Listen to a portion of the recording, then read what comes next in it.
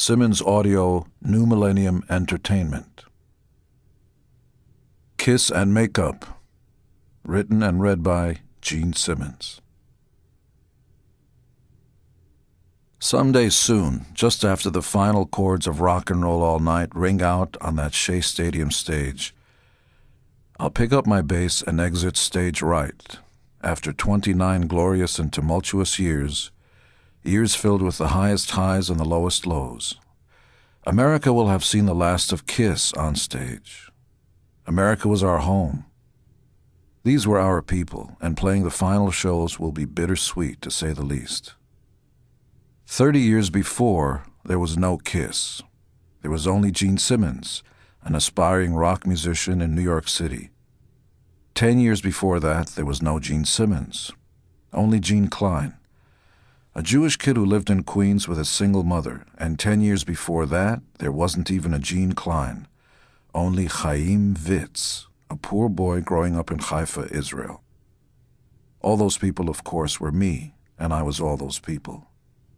I was born in Israel, saw the world change around me when I came to America with my mother, and then began to change myself, first my name, then my face. When I picked up a bass, it was a kind of transformation. When I put on face paint, it was a kind of transformation. And when I took the stage, it was the most profound transformation of them all. In the process, I managed to help steer Kiss to the pinnacle of rock and roll. We would eventually stand right behind the Beatles in the number of gold record awards by any group in history. As I sit here now reading the book, Kiss is the #1 American Gold Record Award champion of all time. In my life story, I am the main character, but countless supporting characters have helped to define my life. First, there's the woman who gave me life, my mother, who endured unspeakable horrors in the concentration camps of the Nazis, who used reserves of strength I can only imagine to survive and even thrive. Then there are my bandmates, my second family. Paul Stanley's like the brother I never had. And Ace Frehley, Peter Criss, Eric Carr, Eric Singer, Bruce Kulick, and others helped me to create and sustain Kiss, and in some cases did their best to undo what Paul and I had created and sustained. And last but not least, last and probably most, there is lovely, incomparable Shannon Tweed, and the 2 children of whom we are the proudest parents imaginable, Nicholas and Sophie. When I sat down to write my life story, I thought about it in terms of the books I had read. The more I thought about it, the more I realized that my story is a story about power and the pursuit of it. I've always read everything I could get my hands on, especially books that taught me new things: religion, philosophy, history, the social sciences, and so forth. There are thousands of books, from African Genesis to World Lit by Fire, that recount man's endless search for power.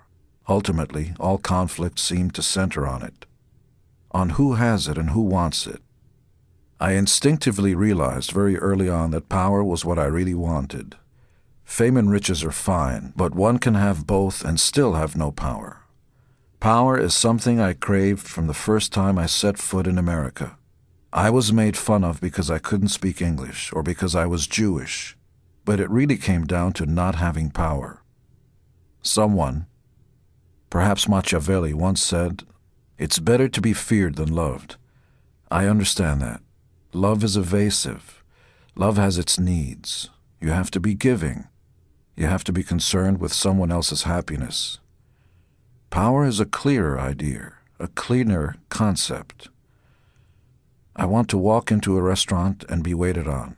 I want to have women want me, although not necessarily because I want them. Women understand this notion very well. A woman wants to make herself as attractive as she can, with makeup, clothing, and perfume, because she wants every man to want her, although she may not be interested in any of them. I realize that I'm painting with broad strokes here, but I stand by what I'm saying. I suppose one of the reasons I wanted power was so I wouldn't get picked on. When I first came to America, I felt like a stranger in a strange land. The Robert Heinlein book spoke to me as no other book ever had. It was my story. I was singled out because I was different, because I didn't speak English well, because I was alone. So I figured I didn't need anyone, didn't want anyone, and had only myself to depend on. If I didn't do the work and go and get it myself, it would certainly never be handed to me. The story of Kiss, of Gene Simmons, is the story of an ambition and good fortune, of an immigrant boy's impossible dream realized. But it's also a story of the world's biggest rock band, which means there's plenty of sex, drugs, and rock and roll. I can't take credit for any of the drugs. I'm straight, never been drunk, not a single time in my life. But the sex? For much of my adult life, I had no girlfriends, although I had plenty of girls. More than plenty. At some point, I began to keep Polaroid snapshots of my liaisons, to remember them by. In a certain way, I loved every one of them. But when it was over, it was over. No fuss, no muss, no agony. To date, I have had about 4,600 liaisons. And I have to say they were all wonderful. They all enhanced my life in so many ways. Food tasted better. I whistled and hummed. I was alive. Somehow, through all the craziness with women, despite the sheer numbers, I managed to become a dedicated father. If this seems strange to you, think of how it seems to me. My father left my mother and me when I was still young, and I grew up convinced that I would never have children, in part because I remembered the pain of abandonment, in part because I lived in terror of repeating my father's mistakes. Then I met a girl named Shannon Tweed. The next thing I knew, I was holding my son in the hospital, unwilling to give him up to the doctors. How do I reconcile the coxman with the family man? The same way I reconcile the shy immigrant boy with the leather and studs demon who climbed on stage to breathe fire. Every personality has contradictions, and a large personality has large contradictions. I have lived my life for myself. I'm not afraid to admit that, but I have also lived my life for the fans, for the faithful soldiers in the Kiss Army, those who stood by us through thick and thin, through changing fashion, those who braved bad traffic and bad weather to come out and let us entertain them. When I first sat down to write this book, I was torn by whether I should tell the truth about their band, about the internal rifts and feuds, the personality conflicts and personality disorders. I was torn because I feared that the truth might ruin people's perception of their heroes. And whatever else Kiss was, it was about heroes, about magic, about believing in it and delivering the goods. You, the fans, have always deserved the best from us. It's one of the reasons why we introduced ourselves at every show with, "You wanted the best, you got the best. The hottest band in the world, Kiss." In sickness and in health, whether we felt like it or not, we believed we had an obligation to get out there, play our hearts out, and give you everything we had. I believe that when children grow up, they should find out the truth about their parents. Those of you who believe in Kiss need to know the truth. I know that a lot of the things you'll read in this book will be hard to take. I know that some fans may get upset at me. I know that some members of the band will hate me more than ever and claim that everything between these two covers is a lie, despite my memory, despite the documentation, despite the witnesses who will attest to the events. Either way, here's the truth, the whole truth, and nothing but the truth, so help me God. Great Expectations, Israel, 1949 to 1958. I was born August 25th, 1949, in a hospital in Haifa, Israel, overlooking the Mediterranean. At birth, I was named Chaim Vitz. Chaim is a Hebrew word that means life, and Vitz was my father's last name. Just a year earlier, Israel had become independent after roughly 100 million Arabs tried to prevent Israel from appearing on the world map.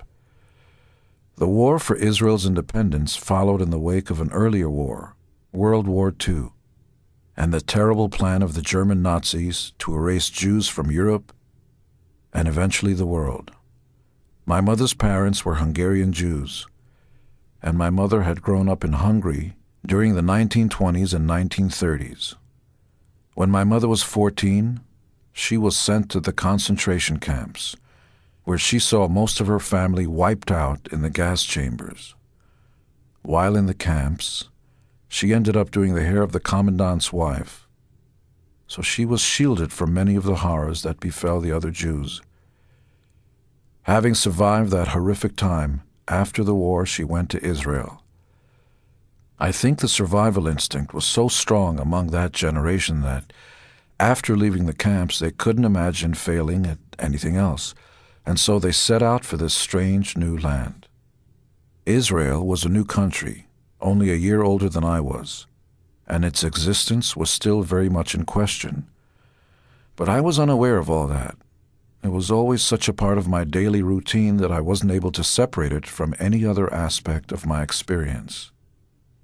For example, I remember that my dad, Yechiel, or Feri, Vitz, who was physically imposing, at least 6'5", would come in on the weekends with his machine gun and put it on the kitchen table. The front lines were 50 miles away, and everybody, every male and most females, was in the army. There were no exceptions. If you lived there, you were in the army. The gun on the table was one of the few things I remember about my father, because he wasn't around very much. I do recall that he was this large, powerful being with a large, powerful presence. One vivid memory does stand out. Once there was a mouse in the house, and it ran across the room under the couch. And I remember my dad picking up the couch and holding it on one side with one arm while he was trying to shoo the mouse away with the other. I couldn't believe it. A man lifting up a couch? This was like nothing I had ever seen before. It seemed impossible. I had polio when I was a very young child, probably when I was about 3 years old. Apparently, I lost most of my muscle control from the waist down. The doctors were worried that it would get worse and sent me to the hospital. In the hospital, I was kept off the ward, in isolation, and when my mother and my father came by, they had to communicate with me through a closed window. For some reason, at that age, I had a strong sense of what was proper and what was improper, and I knew that it was improper to go to the bathroom in your own bed. My mother potty-trained me early on. She showed me the toilet and explained what it was for. At that time, there were no diapers in Israel, and I learned quickly that the bed was for sleeping and the bathroom was for your other business. It was very clear. In the hospital, in the ward, I needed to get out of the bed and use the bathroom. I complained and cried and complained some more. I knew I needed to get to the bathroom. I knew that any other solution to that problem was the wrong solution. But the nurse didn't come, and somehow I managed to pull myself over the baby crib and did my business on the floor, while I hung on to the side of the crib. Then the nurse came. She wasn't around when I was in trouble, but the minute there was poop on the floor, she came right by. And she started yelling at me, wondering why I had gone right outside the crib. And my mother stormed right in and screamed at her for not being there for me. "What did you expect him to do?" she said. "Go in his own bed? He's a good boy. He knows better." In her eyes, I could do no wrong. I was always a loner. Even though I had friends, I spent time by myself, observing things, organizing the world around me in my own mind. For example, I was fascinated with beetles. In Israel, they had these huge Old Testament beetles. The beetles here in America are nothing compared to them. These Israeli beetles were the size of small dinosaurs, maybe 2 inches long. They were brightly colored and beautiful. They looked like jewels. And I used to tie sewing thread around the neck of these beetles and put them in matchboxes along with a little bit of sugar. The beetles would live there until I opened up the box, and then they would fly around, still tied to my thread. Sometimes I put them in my mouth to impress the girls. As I got older, I became less of a loner. Instead, I became more interested in showing off around other kids and getting attention. So I changed from the kind of kid who would be a falconer for beetles, letting them fly around at the end of a leash of thread, to the kind of kid who would put a beetle in his mouth and let it walk around in there. Other kids were amazed by that. They thought it was disgusting and brave. Most importantly, they couldn't look away. Though I was born in Haifa, my family lived in a place nearby, a little village called Tirat HaKarmel, which is named for the original biblical Mount Carmel. And I remember as a kid climbing that mountain, which is more of a hill, really, rolling hills, similar to Southern California's hills. I remember going up the hill and picking cactus fruit when I was a kid, then climbing back down and selling the fruit at the bus depot for half a putah, which is basically half a penny. Cactus fruit are sweet and juicy on the inside, but have spikes on the outside. Their Hebrew name is sabra, and that's what Israelis are called, because they too are prickly on the outside and sweet on the inside. Living in Israel among all the other sabras was strange, especially in school, because Israeli classrooms taught this quirky mix of history, religion, and politics. Think of it. In class, we were taught about an old book called the Bible, and were told the events recounted in this book, incredible events really, actually took place in the country where we were living. It was a strange notion to swallow and to understand, because here was a whole book that talked about the creation of life, and Abraham, Isaac, and Jacob, and the flood, and the Exodus, and then we were told, this is where it happened, you're living in the place. It was pretty heavy stuff. At the same time, I wasn't really all that conscious of being Jewish in Israel, because almost everyone was the same as I was in that respect. Clearly, there were Arabs walking down the street, and there were some Christians, but I was oblivious to all that. I was not aware of anything except being Israeli. You'd think that my mother, having just come through the war in the concentration camps, would have been consumed with what had happened to her, but she wasn't. It was too painful for her to talk about. She never discussed the camps and rarely talked about her childhood in Hungary. All she ever talked about, and only every once in a great while, was that the world is a big place, and there are some good people and some bad people. To this day, I am amazed that she had that self-control.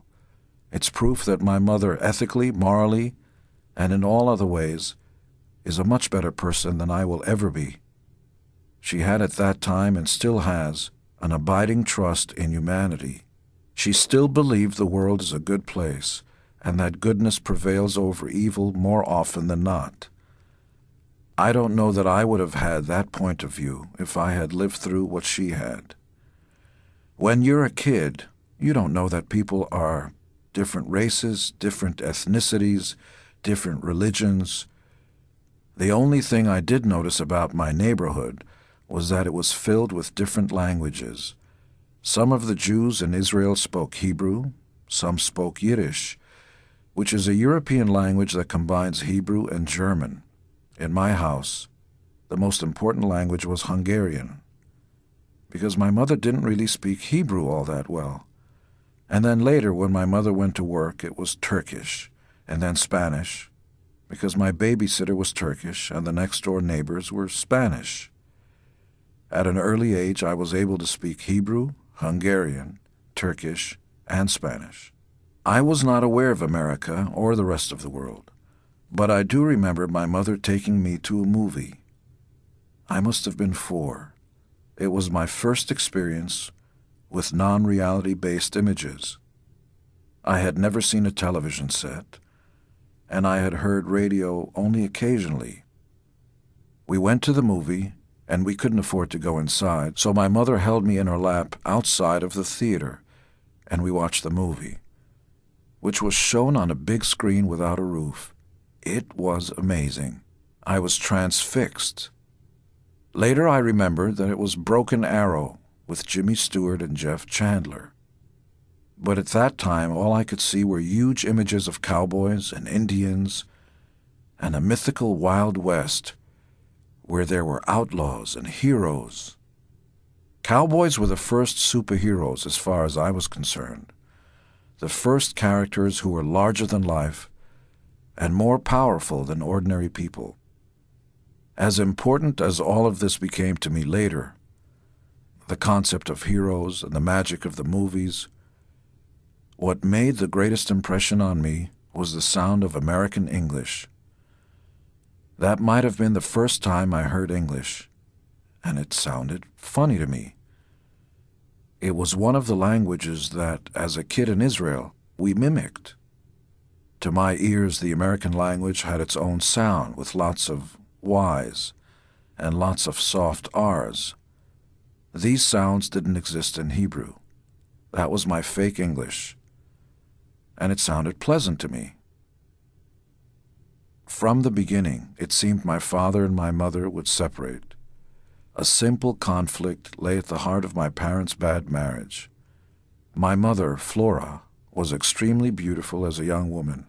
She had classic movie star looks, like Ava Gardner.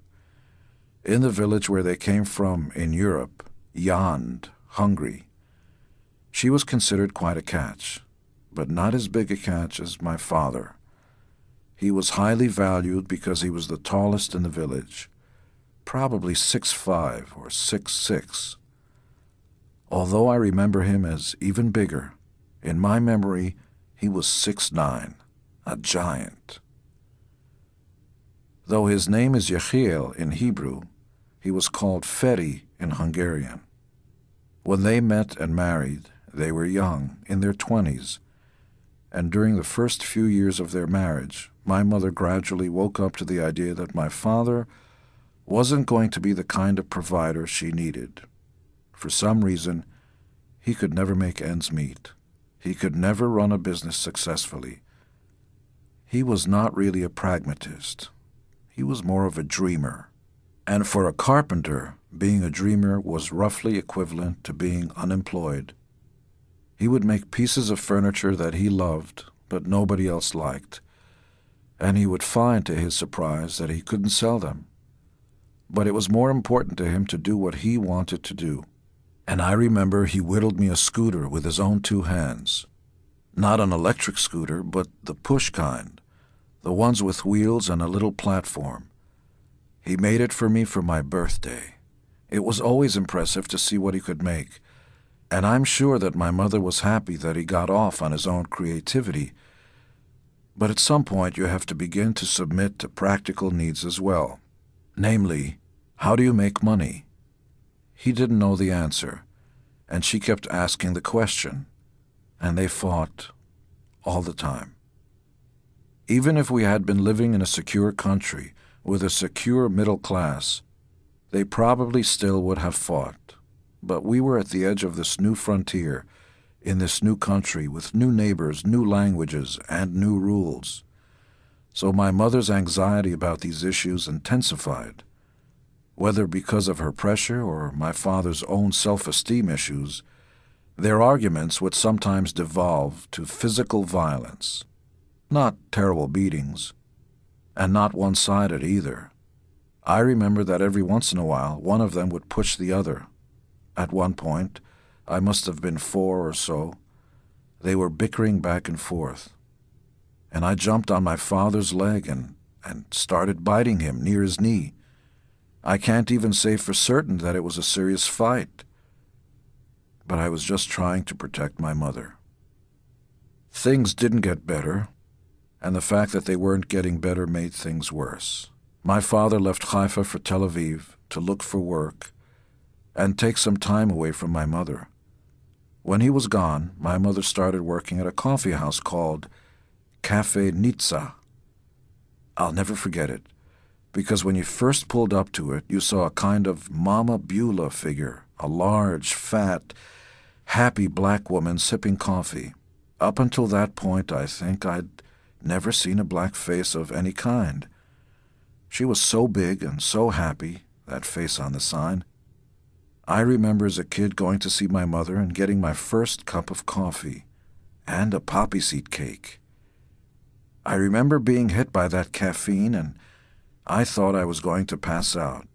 I couldn't believe what was happening to me. Everything started moving at a different speed. In my mind, I thought I was slurring my words. My mother liked working. It gave her self-esteem, and she was very disciplined and a very hard worker. But still, she wanted to make her marriage work.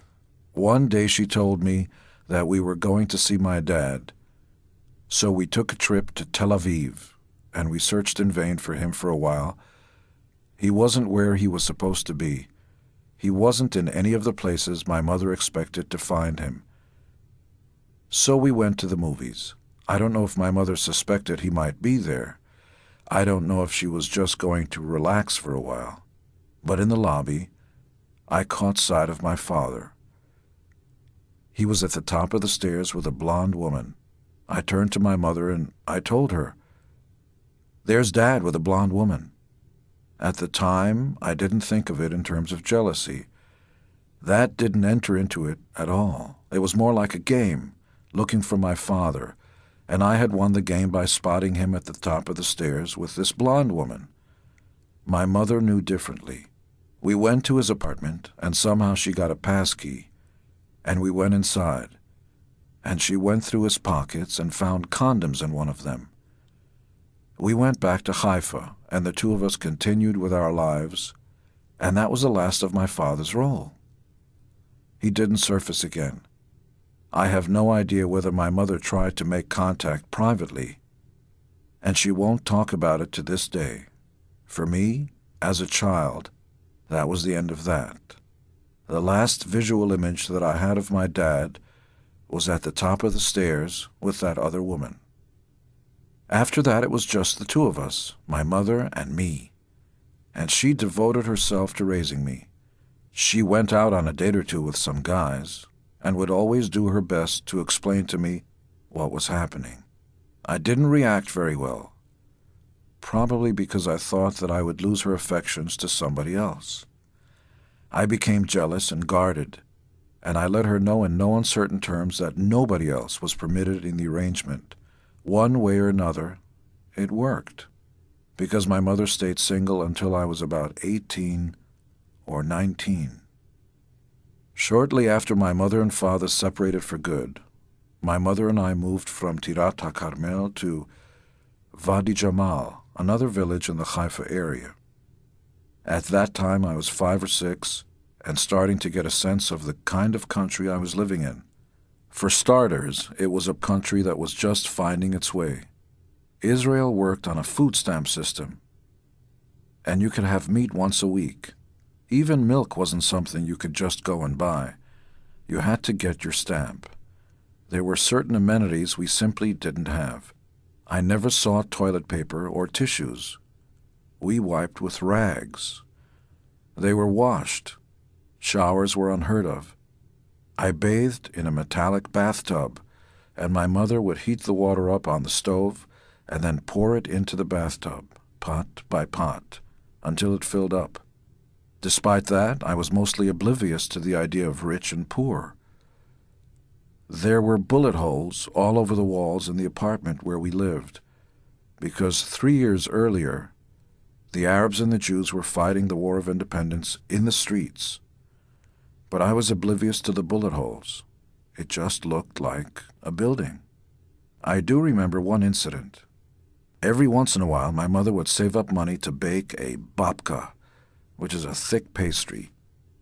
When she made the frosting to cover the cake, she would let me stick my finger in the pot and taste it. I remember being horrified that there was a big hole in the middle of the pot, and I was embarrassed to say anything to my mother at the time because I thought she would feel embarrassed herself. But when I did happen to mention it, she started laughing, because in fact the babka pot that you cook in actually has that big hole in the middle. To me, though, it was just a broken pot and a sign of our poverty. I was my mother's only child. There were no other children, no husband. As a result, she protected me fiercely. We were a team, and she was intent both on raising me right and on ensuring that other people treated me with respect. Some of my most vivid memories are of my mother defending me, which she did passionately. I guess it was her way of announcing to the world that she valued her son and expected the same from everyone else. My mother used to have these huge thigh-high boots, the kind that plumbers wear, as opposed to the stylish boots that are more familiar to Americans. They were very clunky, and I remember watching those boots go through the dirt as I walked along behind her. One day, walking along behind those boots, I saw a neighborhood boy who had a bad habit of throwing rocks. Or, more to the point, he had a bad habit of throwing rocks at me. I was minding my own business, and suddenly, a rock hit me in the head. My mother moved faster than I had ever seen her move. She chased down this kid and picked him up off the ground by his hand and smacked him so hard that he was swinging like a sack of potatoes. This kid was crying, but she couldn't or wouldn't stop hitting him. She just kept slapping him. Then she took me by the hand in front of his parents, as if to say, "Yeah? What are you going to do about it?" Nothing came of it. We walked away. Another time, my mother's protectiveness actually landed us in the police station. This was slightly later, after I had started school in Wadi Jamal, and after I had established myself as the loud kid, the show-off, the kid who always had to go the farthest, the highest, the fastest. There was a fig tree that grew over into the school grounds, although it was rooted in the yard of the woman who lived next door. The kids loved to climb up the part of the tree that was in the schoolyard, then climb down into the neighbor's yard. When she came out, all the kids would clamber down and scurry away. I was usually the last one down because I was in the highest branches. One time I was too slow coming down, and the woman caught me. She had a banana stalk in her hand, and she started hitting me with it. I don't remember how badly she hurt me, only that I was scared and that she knocked the wind out of me. My friends brought me home after school and told my mother about the beating, in front of me. The next thing I knew, we were back in the street again, and I was behind my mother and her boots, and we were going to the woman's house. We got to the house, and my mother banged on the door, and the woman came out. I remember being struck by her size. She was big, bigger than my mother, and had a hard look. She must have had a hard life. My mother asked just 2 questions. The first one was, "Did you hit my son?" The woman said, "Yeah, he climbed my tree, and anybody that does that is trying to steal my figs, and I will hit anybody that I see." The second question was, "What did you hit him with?" My mother spoke levelly, as if she were just trying to collect information. The woman said, "I'll show you what I hit him with." She brought out the banana stalk. My mother grabbed the stalk out of the woman's hands and started beating her over the head with it. At first, my mother was swinging it with one hand, and then she had it two-handed, as if she were playing baseball, and she was bringing it down on the woman's head, hard, the way you do with a sledgehammer over a spike. This woman was being drilled into the ground. The woman's legs gave way, and she was on her butt against the doorway, but even then my mother kept banging her over the head. By the time my mother got through with this woman, I was just amazed, because I'd never seen blood literally spray out of a person's head like a sprinkler system. It was just spouting out. It almost looked comical. There was blood everywhere. The woman was covered with blood, and my mother was covered with blood. It was hard to believe. It felt almost like a cheap horror movie. In short order, because it was a small town, the police were there. There was a police station around the corner from the school. The cops took my mother and myself. We walked, because there were no cop cars, 2 blocks to the station. The sergeant behind the desk had a huge mustache. You couldn't see his mouth. It just hung over his lips. "Did you?" he said to my mother, and before he could even finish, she nodded. "Yes," she said. "Yes, I hit her over the head." The sergeant asked her why, and she told the story and explained her thinking. Whether her son was right or wrong, she said, no one was allowed to lay a hand on him, and then she got carried away because it was emotional in the retelling, and she must have felt defiant, and she started to yell at the sergeant and told him, "If you even so much as look at my son in the wrong way, I'll split your head open too." The sergeant repeated that with an expression of disbelief, and the rest of the cops started laughing. Then he let us go. When I look back on Israel, I find that most of my memories are about my mother, or clothing, or food, the basics. I left when I was still a child, so my personality didn't really come into its own there. But every once in a while, a memory comes up that surprises me with its strength and explains something about myself. For many years, for example, I couldn't stand the sight of spiders. I dimly remember an incident from my childhood, but it wasn't clear. Then it came back to me. One morning, my mother was getting ready to go to work, and I was getting ready to go to school. And she put my hat on my head. It didn't quite fit. There was a lump in it. She took off the hat, saying something about how my hair must be crumpled underneath. While she was talking, the biggest spider I ever saw crawled out of that hat and ran away. I shrieked, and for years I couldn't get over the idea that there were spiders waiting for me. I had a habit of looking under clothing and hats, and in pockets to see if anything was crawling inside. There's a similar story with chickens. Across the street from us lived a Moroccan family who always treated me as one of their own. One of the daughters in that family was named Jeannette. She was a little older than I was. She must have been 12 to my 5 or 6. She would always treat me to these huge cucumber butter and bread sandwiches when I came over. That was how we did things then. You'd have your bread and put on it a piece of vegetable and lots of butter, and that was your sandwich. It was great. I was always looking forward to spending time at her place.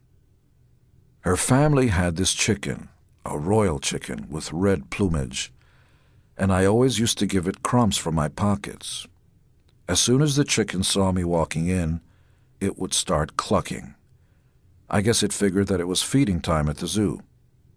One day, I walked into Jeannette's place, expecting to get a sandwich, but she said she had to go, and she was pulling the chicken by a leash.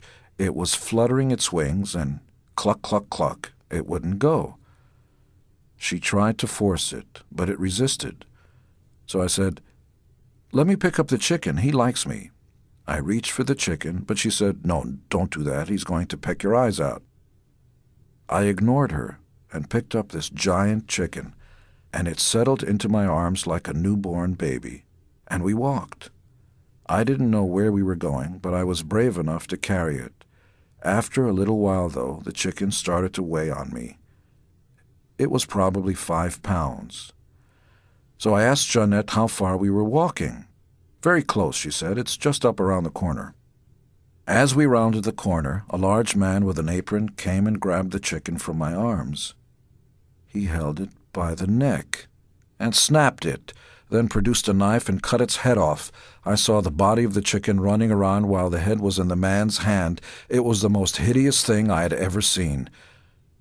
Because of this memory, I couldn't eat chicken in any way, shape, or form, especially if the head was connected, with the wings and all that. You'd think this would be a trauma that would pass, but until my mid-30s, if I was going to eat chicken, it would have to be amorphous and not look like a chicken. With all this, it was a good time.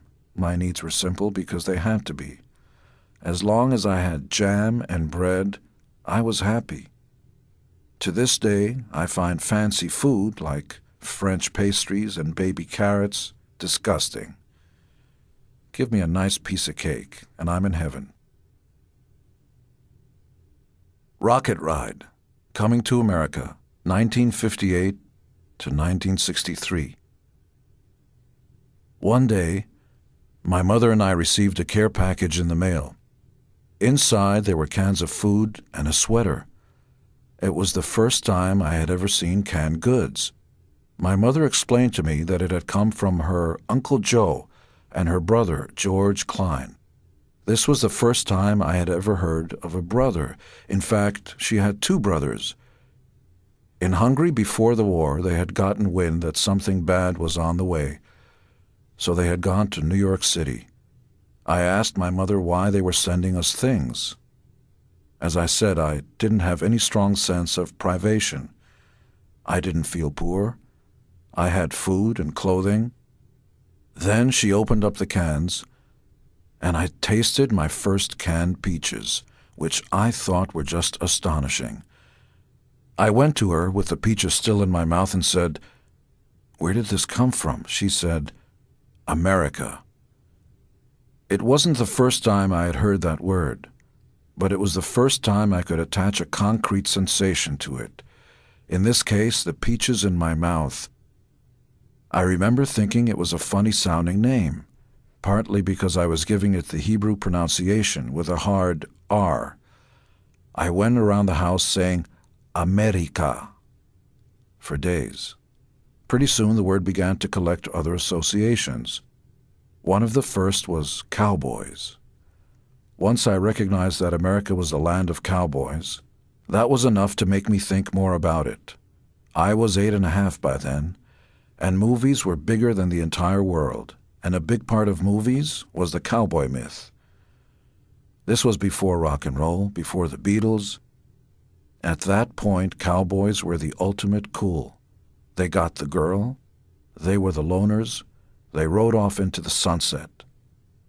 And cowboys represented America, at least for all the kids who weren't there. If you were a cowboy, you could exist in this pure, heroic world.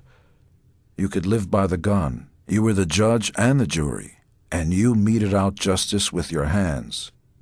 And you just moved on, and the girls loved you. You went off into the sunset. In one school play, I dressed up as a cowboy with a toy gun my mother bought me. It was the only costume that made sense. In fact, I was the small-town kid playing cowboy with not an ounce of cool in me.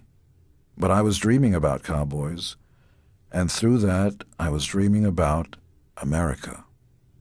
I don't think I consciously understood it at all, but I would look up at the movie screen and see this other place where everything was just much more dramatic and much bigger. The thing about America that always came through loud and clear was its size. The word was big, the people were big, the ideas were big, the women were big, their breasts were big, the horses were big, and they had buffaloes there, which were big, and big trains. Everything was big. And for me, it was about to become a reality. One day my mother told me to get dressed because we were going to the airport. I had never seen an airport. I had never seen jets or planes or anything, so I was transfixed. Then as we started to walk down the tarmac, it occurred to me that maybe I should show a little interest in this process. So I said to my mother, "Where are we going?" And my mother said, "We're just going one stop." I thought we were going on a trip, so we got on the plane and stayed there. The trip seemed like an eternity, partly because it was a long flight and partly because I was sick as a dog. I had never felt so terrible before, not in my entire life. I just kept vomiting and vomiting. I must have thrown up everything I ate that morning, and everything from the day before and the day before that. Finally, we landed in Paris. I remember stopping in Paris only because my mother went out to the duty-free area to buy herself some perfume. Then we got back on the plane, and I was sick again. And finally, we landed at LaGuardia Airport in New York. For me as a kid, this was a new world, and I was trying to soak it all up. Later, though, I learned 2 stories about my mother's experiences in this immigration process that helped me to understand it better. At the time, only a small number of people were allowed to come to the United States from Israel. My mother was very striking as a young woman, and apparently she convinced one of the authorities, either with her looks or with her people skills, to move our papers out from the bottom of the pile and to the top. That way we were able to get out of Israel and come to the United States. That's the first story. The second one involves the fact that my mother had to take an oath before leaving Israel. She saw the American official at the embassy, and he couldn't speak Hebrew, and she couldn't speak English.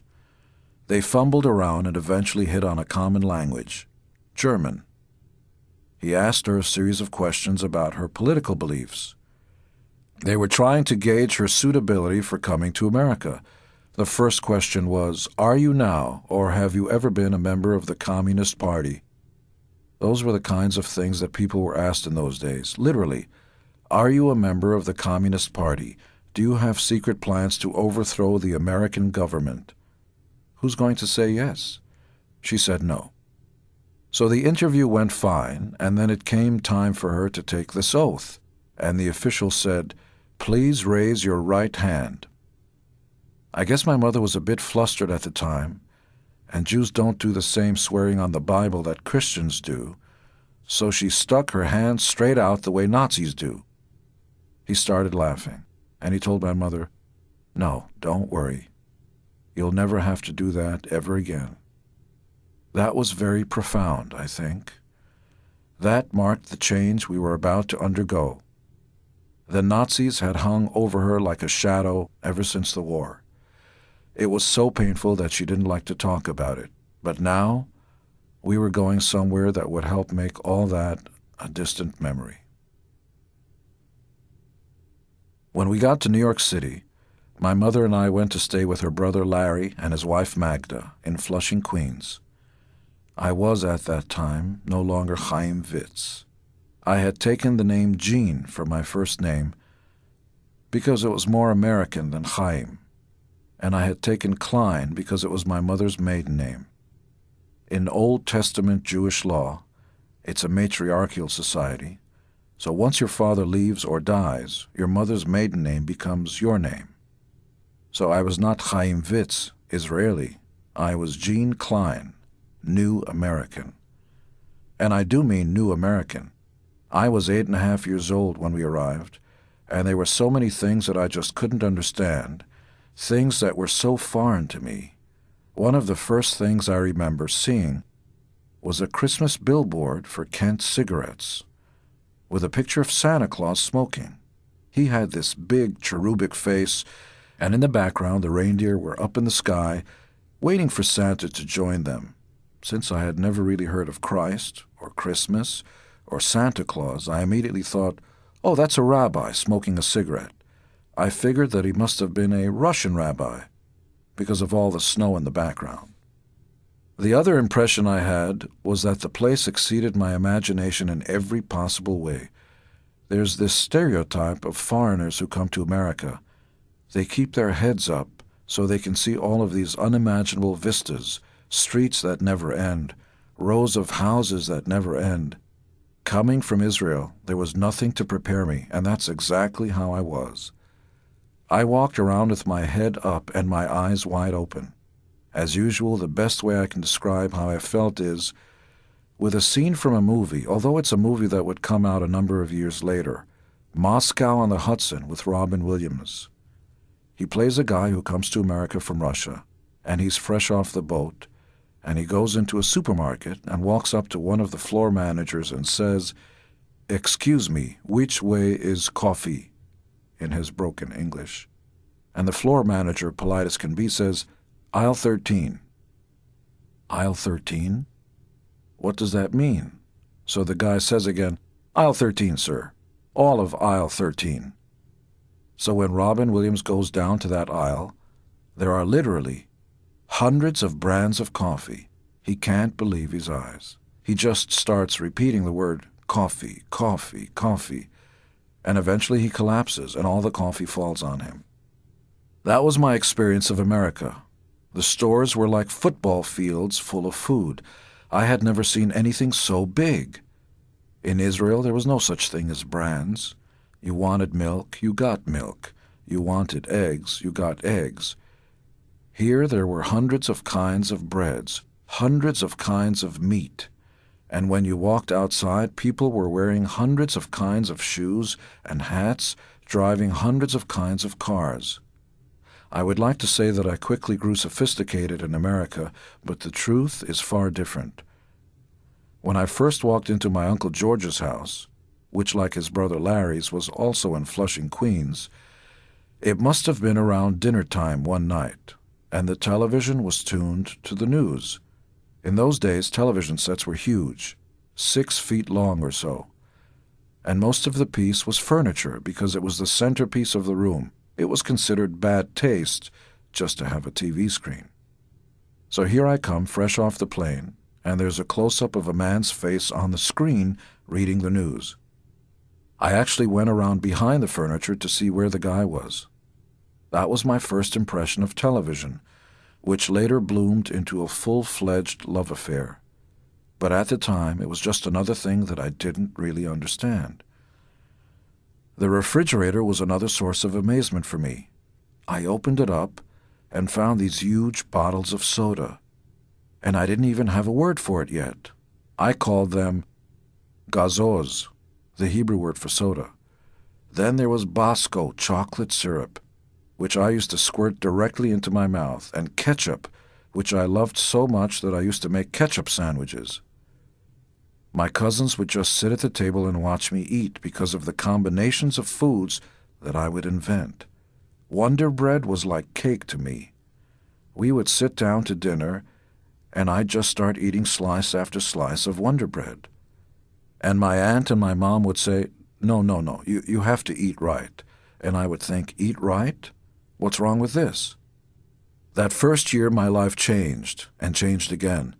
My Uncle Larry had 2 daughters, and they were older than I was, and though they were kind to me, they viewed me as a curiosity. One of my cousins, Eva, let me ride her bike, which I thought was a gift from heaven. I rode it around the block what must have been 100 times. A native-born American kid would have just crossed the street. But I had never crossed the street before, and there were cars going by, and I didn't know what to do. In Israel, we didn't have stop signs, red lights, or green lights, at least not where I lived. So I kept going around the block. I didn't feel limited, though.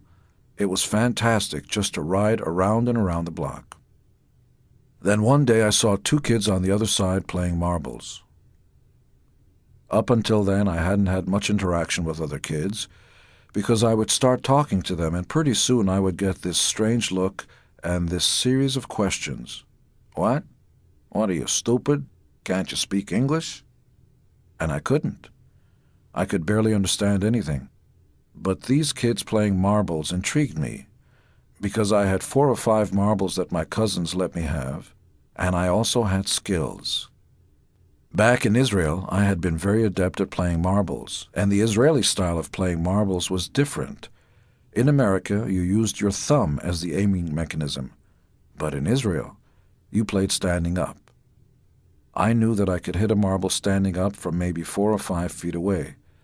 These guys saw me coming across the street and knew that I was a rube, and they tried to take my marbles away. They explained the rules, and I quickly understood that there was a circle, and anything you hit out of the circle with your marble was yours. If your marble stayed in there, you lost your turn. By the end of the day, I won all their marbles, well over 100. I've still got all those marbles saved in the same Dutch Master's cigar box that my Aunt Magda gave me. Those kids didn't think I was stupid in the end. I loved being with my uncles. My Uncle Larry was a baker. He made cakes, so he was my hero. One of his best and one of my favorites was this amazing poppy seed cake, and my Uncle George was a prosthodontist. He made teeth for people who wore false teeth. He also made fake testicles for people who had lost their own. I'm not making that up. Both Larry and George worked hard and made good livings, and they were very generous to my mother and me. Still, about a year after we came to America, my mother decided that she needed to strike out on her own rather than stay with her brother. My Uncle Larry was happy to have us, but we were living in the basement, and she wanted to go to work and make her own way. So within a year she put me into a Hasidic yeshiva, the Jewish equivalent of a theological seminary, in Williamsburg, Brooklyn, while she worked at a button and buttonhole factory. The factory was non-union, a sweatshop, and she made a penny for every button that she sewed onto a coat. She was making about $150 a week, which was a lot of money at that time, and an awful lot of buttons. She had to lift the coat, sew on one button, and then the next, and then lift each completed coat and hang it on a hanger. It was 7 until 7, 6 days a week of back-breaking work. While my mother was at the button factory, I was staying with a family in Williamsburg, the Shiners. They were part of the Hasidic Jewish support system, people in the community who accepted boarders to give kids a chance to go yeshiva. They didn't have any kids of their own. They were an older couple, or seemed older, although they were probably in their 40s. They were very kind to me, and I remember seeing the first private telephone in someone's house. It was another wondrous sight. My schedule was grueling. It wasn't the button factory, of course, but at 7 o'clock in the morning, wearing a yarmulke and dressed in black, I started in on a very thorough Jewish religious schooling. The first half of the day was spent on the Old Testament, Torah studies and Bible stories. Then we had a half-hour break, and by 12:30 we were back in school for fundamental academics, reading, writing, arithmetic, and so on. At 6, when we were already tired from the school day, we would move from one building at 206 Wilson Street in Williamsburg to another building at South 3rd Street and Bedford Avenue, and gather for a group meal. Then after the meal we would have more class, evening Bible study until 9:30.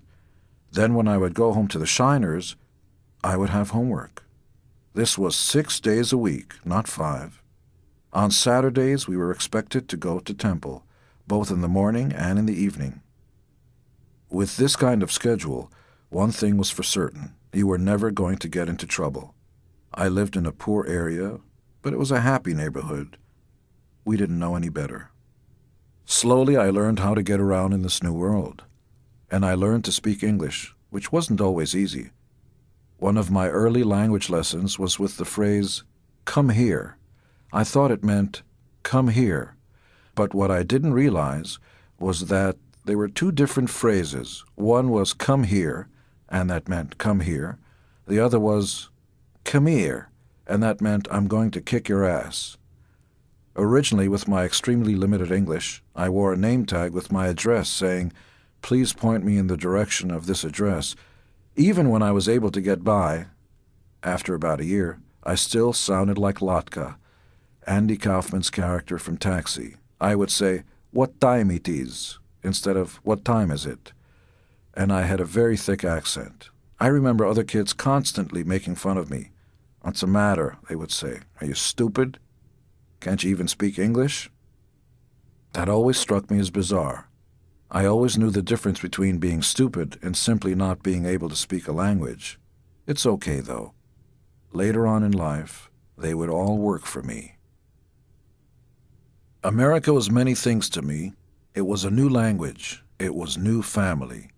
It was economic opportunity, but above all, it was entertainment, television, comic books, and the movies. Kids who grew up during the 50s say that they were raised by television, and sometimes they say it in this self-pitying tone, like they missed out on something. For me, it was the best experience I ever had. That first summer out in Queens was all about television. All the other kids wanted to go out and play baseball. I didn't care about baseball. Once I discovered television, why would I ever want to leave home? It was free. And there were endless shows, and they weren't confined to the Earth. There was Planet Patrol, which went into outer space, and the Vikings, and Superman. All those images are indelibly etched in my mind forever. And magically I started to speak English with a Walter Cronkite flavor to my accent. Television led naturally to movies. When I did get a chance to go, I went to a theater in Williamsburg and Brooklyn, where for 25 cents I got to see 3 movies and cartoons. The theater was right under the elevated subway, and when I first started to go to yeshiva, I remember wanting to go to the movies so much. I had never been inside a movie theater in my life. In Israel, they set up benches and a screen outside, and we watched at night, so one day I just stood outside the theater, looking at the poster on the wall. There was a John Wayne movie. There were always John Wayne movies, and Gorgo was playing. That was a Godzilla ripoff. At 10 a.m. in the morning, there I was, waiting for people to start going in. Eventually, the theater owner came by, and a truck delivered the film canisters. The owner took one look at me and said, "If you carry this all the way up to the projection booth, I'll let you come in, and you can have popcorn." The film must have weighed as much as I did.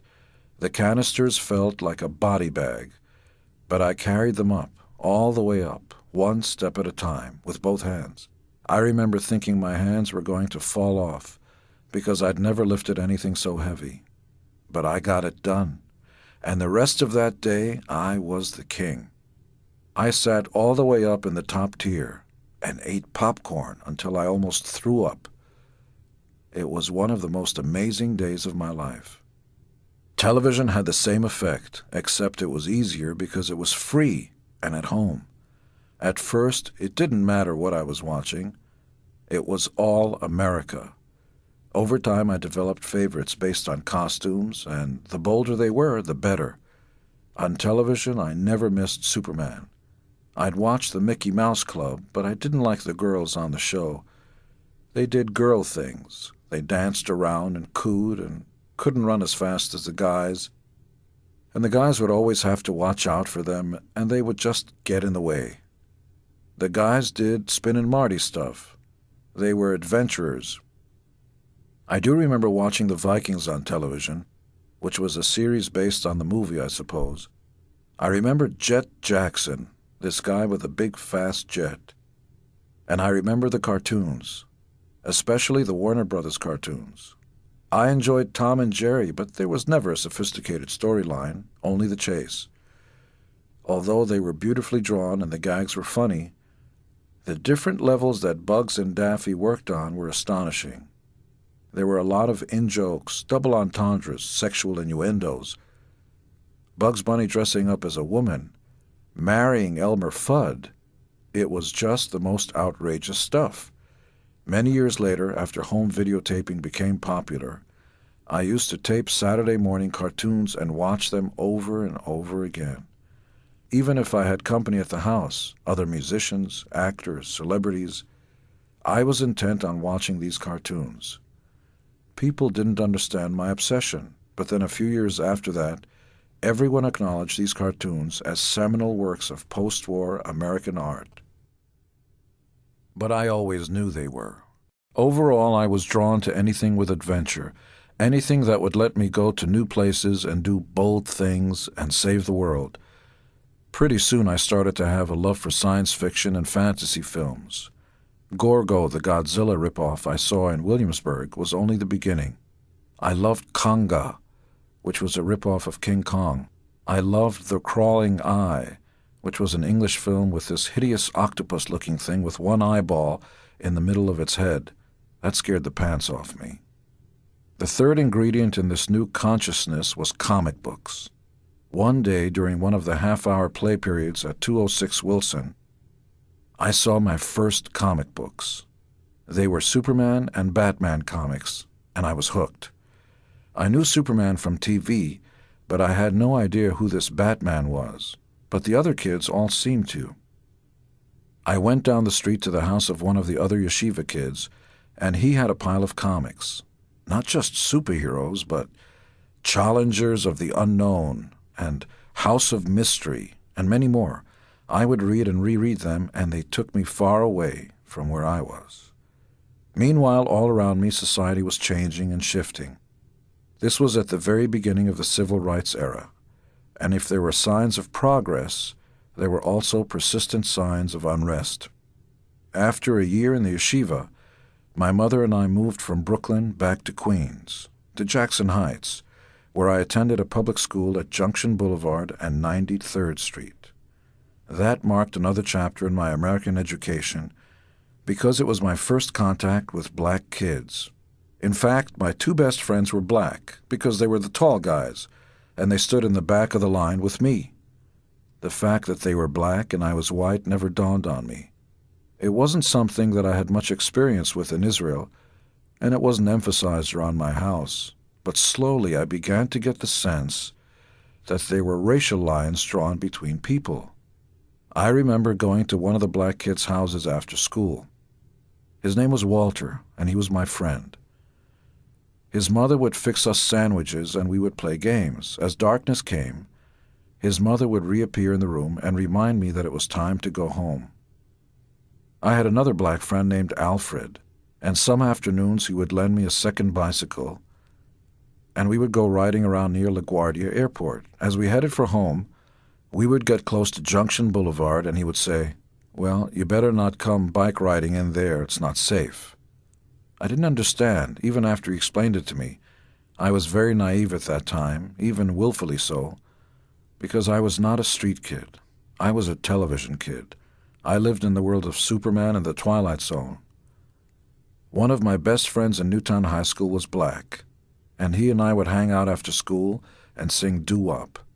2 or 3 of us would get together and harmonize. Nothing fancy, just a chance to sing.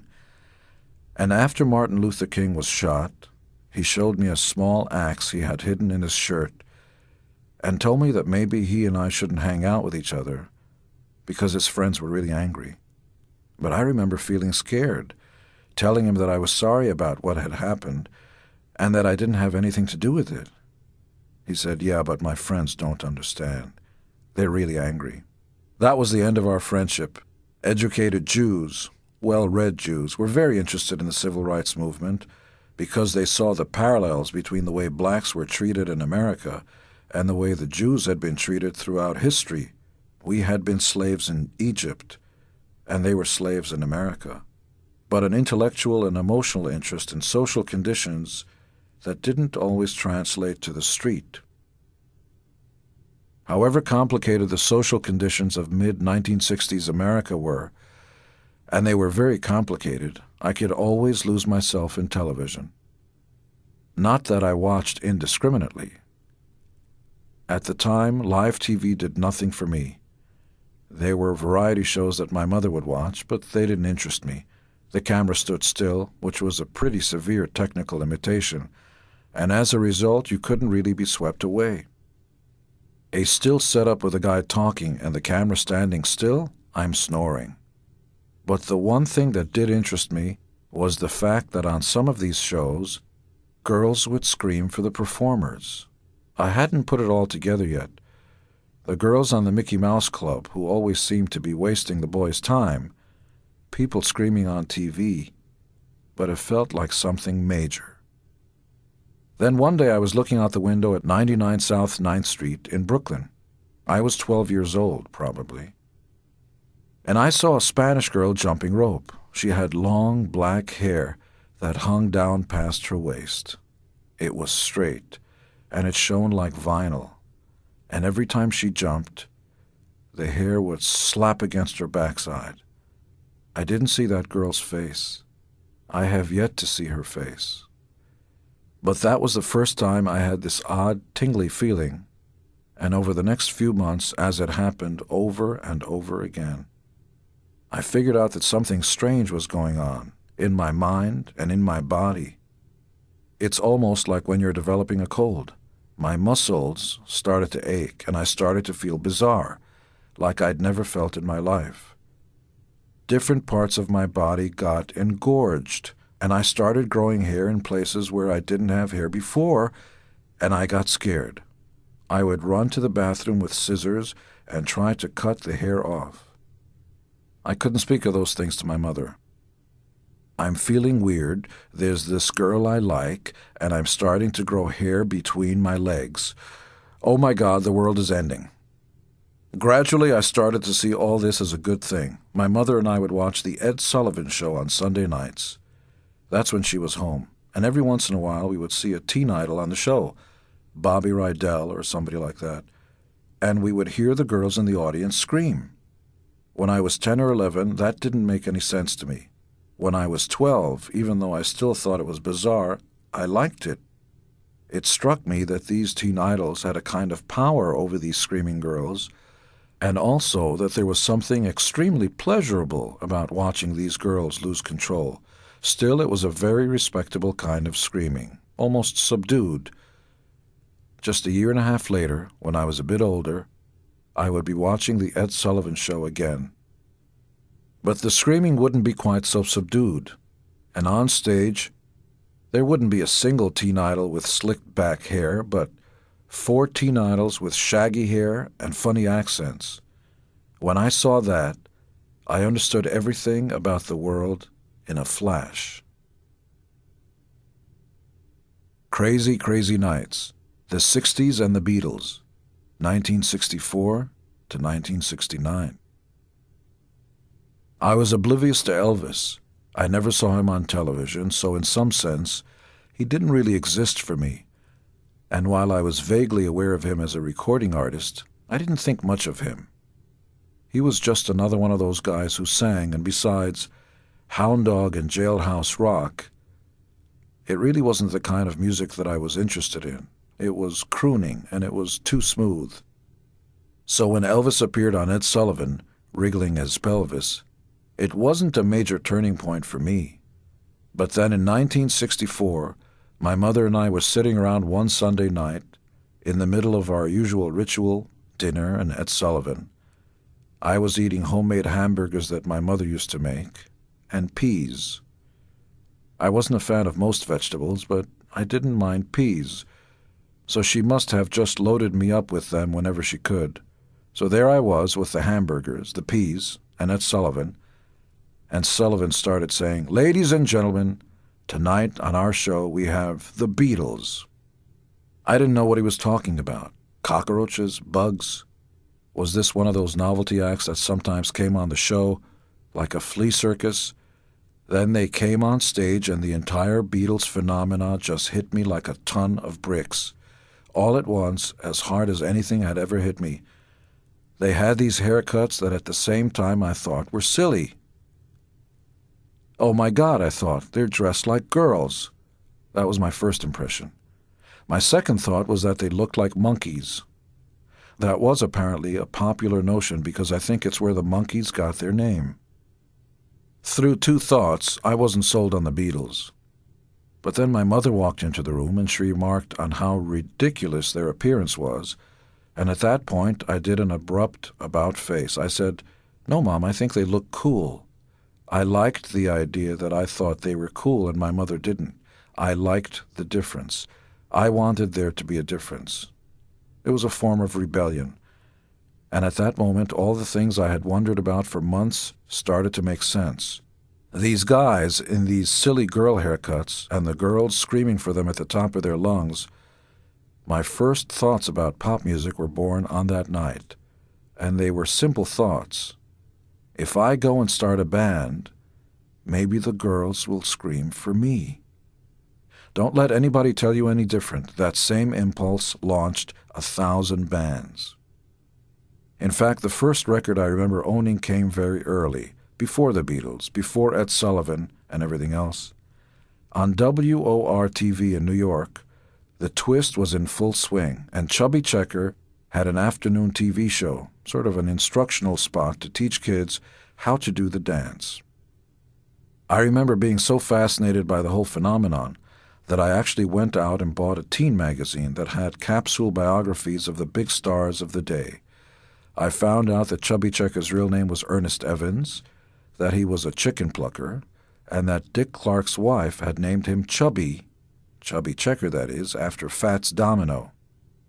I had never heard of Hank Ballard and the Midnighters, who originally did the song. I didn't know anything, really. But I started to twist and to participate in these twist contests. Wednesday afternoons after school, we all stayed for dance contests. I'd go up and dance with the black girls, because they knew how to shimmy and shake. The white girls talked too much and dressed too dowdy. The rest of the guys stayed off on one side. The white girls thought that was dangerous at first, but soon they too would come up and start dancing. I won the twist contest, and my prize was a Nat King Cole 45 with All Over the World on one side and Rambling Rose on the other. Initially I wasn't that crazy about it, but eventually I came to see the point. Since music, not just the twist, not just Nat King Cole, but all music, was my entree to the soft, milky thighs of girls, I would soon realize that music was the key that made the girls welcome me with open arms and eventually open legs. This is the big secret of being in a rock and roll band. There are no messages. There's no inner being striving to express itself through music. We all picked up guitars because we all wanted to get laid. Plain and simple. At first, my dreams weren't grand. I didn't think about conquering the world of girls. I thought about improving my standing with the girls down the block. How do you get noticed by the girls down the block? Simple. You play in a band that plays the school dance. So I put together a band with two friends from school, Danny Haber and Seth Dogramagian, both of whom have unfortunately passed on. We went to school together at Joseph Pulitzer Middle School in Queens, New York, and we were all close friends because we were all obsessed with comic books. Seth and I used to publish amateur fanzines about comic books and science fiction. We would write articles, review movies, and talk about characters from television shows. His fanzine was called Exile. Mine was called Cosmos. But after the Beatles, it became clear to us that as much as we loved science fiction, it wasn't going to get us where we wanted to go with the girls. So we formed a band called The Lynx. I didn't even think about how to spell it, but I had the animal in mind. At school, when we performed at a talent show, we were introduced as the Missing Lynx, which of course changed the spelling. The first two songs we did were There's a Place by the Beatles and Kathy's Clown by the Everly Brothers. We picked them for their three-part harmonies because all of us wanted to sing. Danny and Seth played guitar, and I just stood there singing. I hadn't picked up the bass yet. I'd like to say I was the front man, but the truth was that it was a three-man band. Somehow, the Missing Lynx won the talent show. We loved being on stage and having everyone watch us. When it came to being the center of attention, we were naturals. After that talent show, a couple of things happened. First of all, I started to have friends. Many of them people whose names I didn't even know. Guys would walk up to me in the hall or on the street and say, "How you doing, Gene? What's up?" Also, all of a sudden, I started getting into trouble in class. Up until then, I was a pretty good student, pretty well behaved. Even though I was always the tallest guy in class, I was never in any fights, never got sent down to detention. After the Missing Lynx won the talent show, though, I started to get the evil eye from teachers because girls were turning around during class and asking me questions. There was one girl named Stella, and she was in Mrs. Casola's class with me. During class one day, she turned around and said, "Hey, Gene, will you show us that weird thing you do with your tongue?" I didn't know what she meant at first.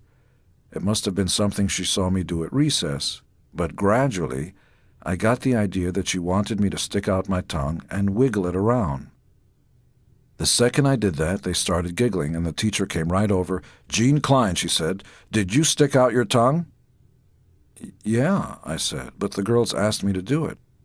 "Go to the principal's office," she said. As far as I was concerned, I was being railroaded. Stella had asked me to stick my tongue out, so I stuck it out. But I realized that the teacher thought it was something sexual because her face turned red. When you have a band and then you get in a little trouble, your reputation soars. Even the tough kids in school started giving me respect, although it was an odd sort of respect. This one guy named Danny was a weightlifter. He was huge and looked sort of like Harvey Keitel. He must have been older than the rest of us. He always had his troops around him, and he would walk down the hall, pushing everyone else out of the way. For some reason, he never picked on me. And I'm certain the reason was the missing links and this small but persistent bit of local fame I had stumbled into. The closest he ever got to beating me up was to call me doof. That was okay with me since I didn't even know what the word meant. But he never laid a hand on me, and he even offered to protect me. If anyone else ever lays a hand on you, you let me know, all right? You'd think I would have used the opportunity to start hanging out with the guys, get a little gang of my own, but I wasn't interested. I just wanted to get back to my beloved television. After school, everybody would hang out in the schoolyard and smoke cigarettes and get into trouble. I'd run home, turn on the television set, and do my homework, and I was set. I was back doing what I loved. In fact, not only did I not hang out after school, but I hardly ever had visitors come over to my house, because when they did come over, I'd ignore them and just watch TV. My house was not a fun place to go to. All I had were comic books and science fiction and fantasy magazines. The other guys were interested in bikes and baseball bats and going outside and doing sporty things. They were chewing gum and spitting, and they'd start talking in hushed tones about Mickey Mantle, and I tried, maybe for a little while, but I found that I just couldn't care at all. Mickey Mantle next to Superman? Hands down, Superman. Are you kidding? Mickey Mantle couldn't fly. Tuesdays and Thursdays were the most exciting days of the week, because that's when the new comic books came into the candy store, and I'd be there as soon as I could. The store owner knew me by name, and he would tell me what was coming up and ask if he should save me a copy. Fantastic Four, Thor, and all of those movie magazines like Famous Monsters of Filmland. Soon I had a stack of comics and magazines higher than me. In fact, my comics collection became the basis for my next business. My mother had gotten me a mimeograph machine, which I used to publish those science fiction and fantasy fanzines, and soon it occurred to me that I could use the same machine to make some money. I started printing up flyers that said, "Willing to buy comic books," with my phone number on them. I had a set price, $1 a pound, and that meant that I would get between 50 and 100 comic books for $1. The people who were selling to me didn't have the expertise or the energy to go through the collections themselves, so I would look through thousands of issues, and usually I would find 1 or 2 books that were genuine collectibles. One collector's comic book could fetch me $100. Despite the fact that I spent my afternoons and evenings in front of the television, and with my nose buried in comic books, my music career started to take on a life of its own. Seth and I eventually brought in another guy whose name was Stephen Carnell. I had known Steve for years, and he ended up being in a number of bands with me, including Wicked Lester, which was a precursor to Kiss. This was around 1965, and the 4 of us, along with a drummer named Stan Singer, began to play more than just the school dances. Even though we existed largely because of the Beatles, and in the wake of the Beatles, we didn't play a single Beatles song. They were much too complex. Instead, we tried our hand at some soul standards like In the Midnight Hour and La Bamba, and anything else that was easy to play. The lesson I had learned with the missing links, I learned again and again. It's great to be a guy in a band. Then, just before I turned 14, everything changed again. This time, it wasn't music, and it wasn't girls. It was women, and it was a whole different thing. I had a paper delivery route in Jackson Heights, Queens. where I would throw papers to people's doors every morning, and then once a week I had to collect the subscription money from customers. Around Christmas, I was going from house to house getting payments, getting some tips. One customer was an older woman. In retrospect, she must have been in her early 20s, but to me she was a grown-up. And she was on the other side of the line. Kids over here, grown-ups over there.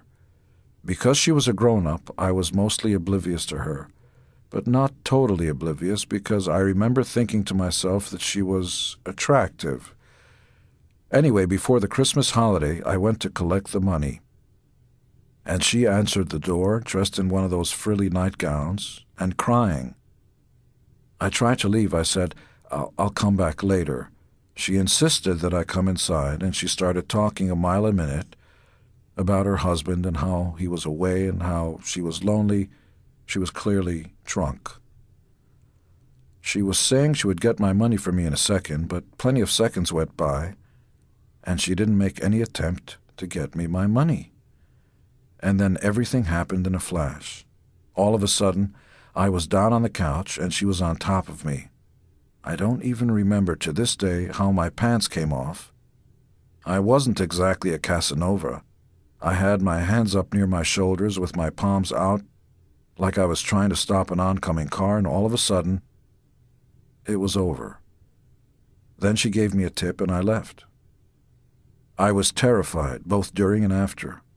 Whenever I saw her again, and I saw her many times, because she was still on my paper route, not having had the good sense to move away after this episode, I would take her money and run. There was no one I could talk to about it, really.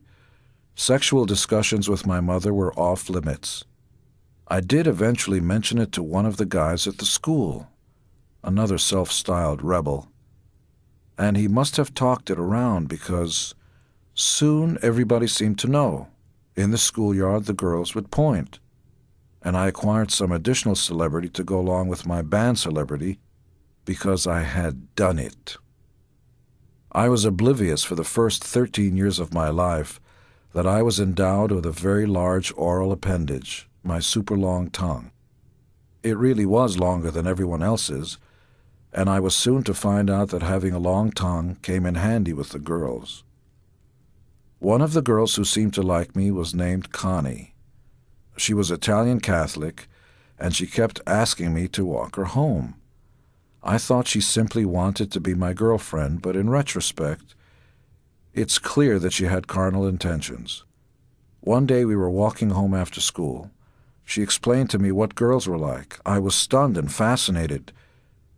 "You want me to put what? Where?" She explained that she couldn't get pregnant that way. When I escorted her to the entrance of her apartment complex, she led me downstairs to the basement where the laundry room was. It was dark and empty. We were alone. She lowered herself to the floor and pulled me on top of her. Between passionate kisses, she hiked up her dress, lowered her panties, put her right hand behind my head, and gently pushed me down between her thighs. I was scared. I had heard stories, especially from the Italian guys on the school grounds. "Hey, you crazy or something? You put your face down there, you're gonna get sick."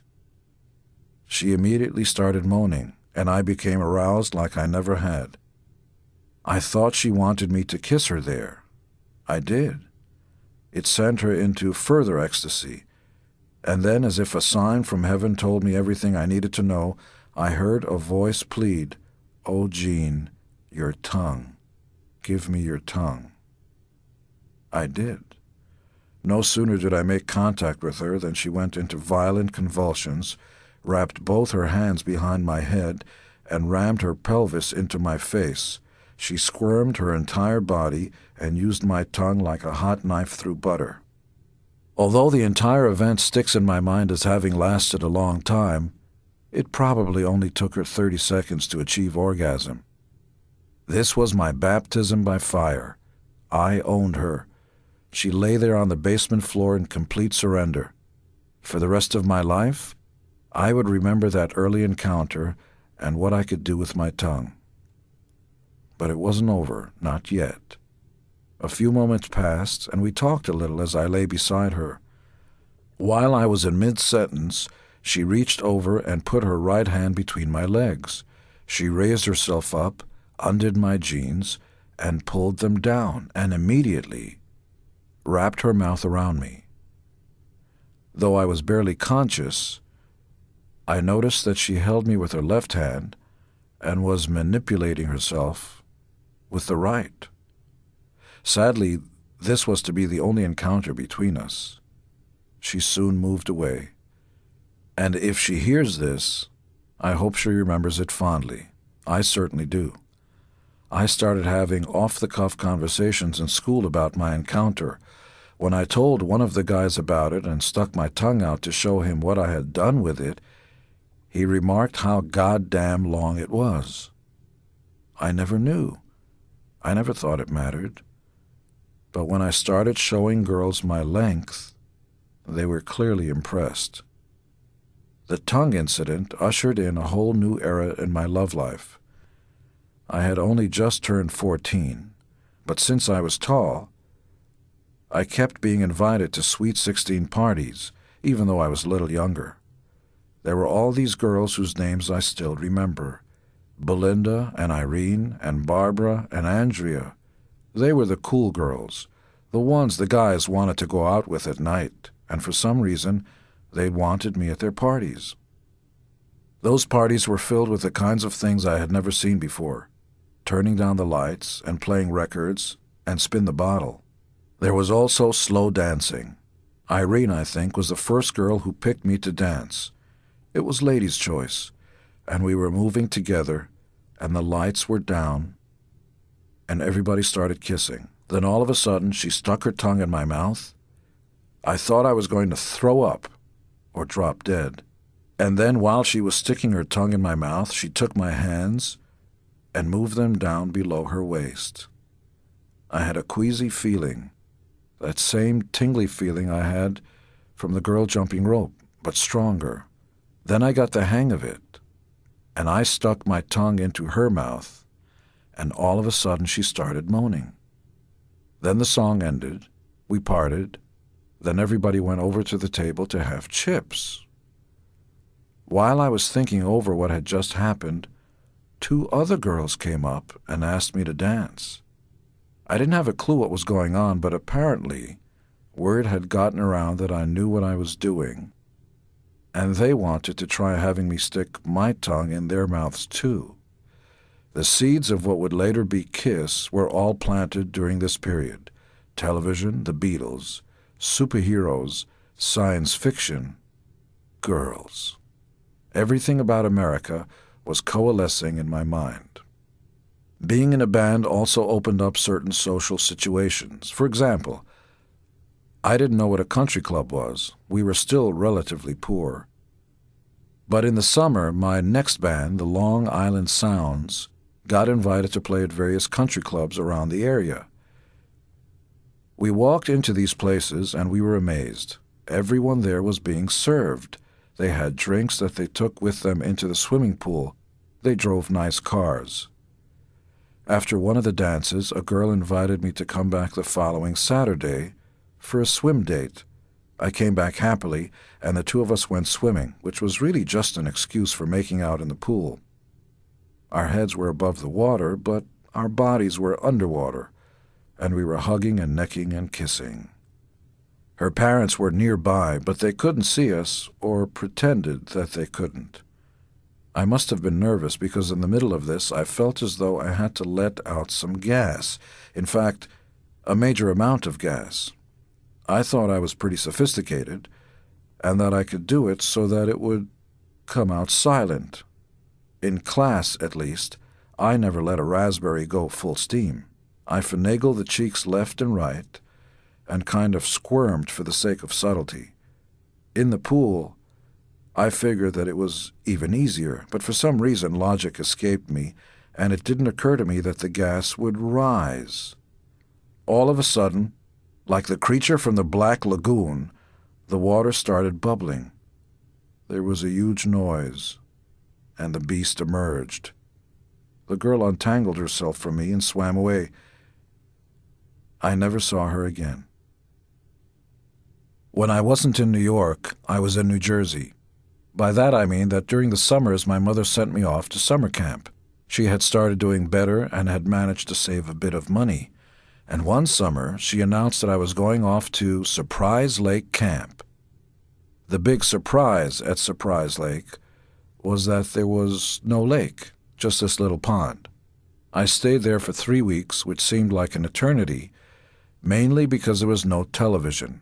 I thought it was a prison. To me, it was like yeshiva again, where everybody ate communally, where you had to line up just to get something else to drink. The last thing I wanted to do was hike, and the second to last thing was play sports. One day I left the campground and went into the nearest town, which was Monticello, I think, and I bought a Fantastic Four comic book. That was my support network for the rest of the summer. I kept rereading it and rereading it. Eventually, I learned to make do with the camp's arts and crafts program because they had a mimeograph machine, and I learned how to publish a newspaper. I also sang in the camp talent show, which would have been pleasant if it weren't for the fact that it was the site of one of the most horrific things that ever happened to me. Those summer camp talent shows are all the same.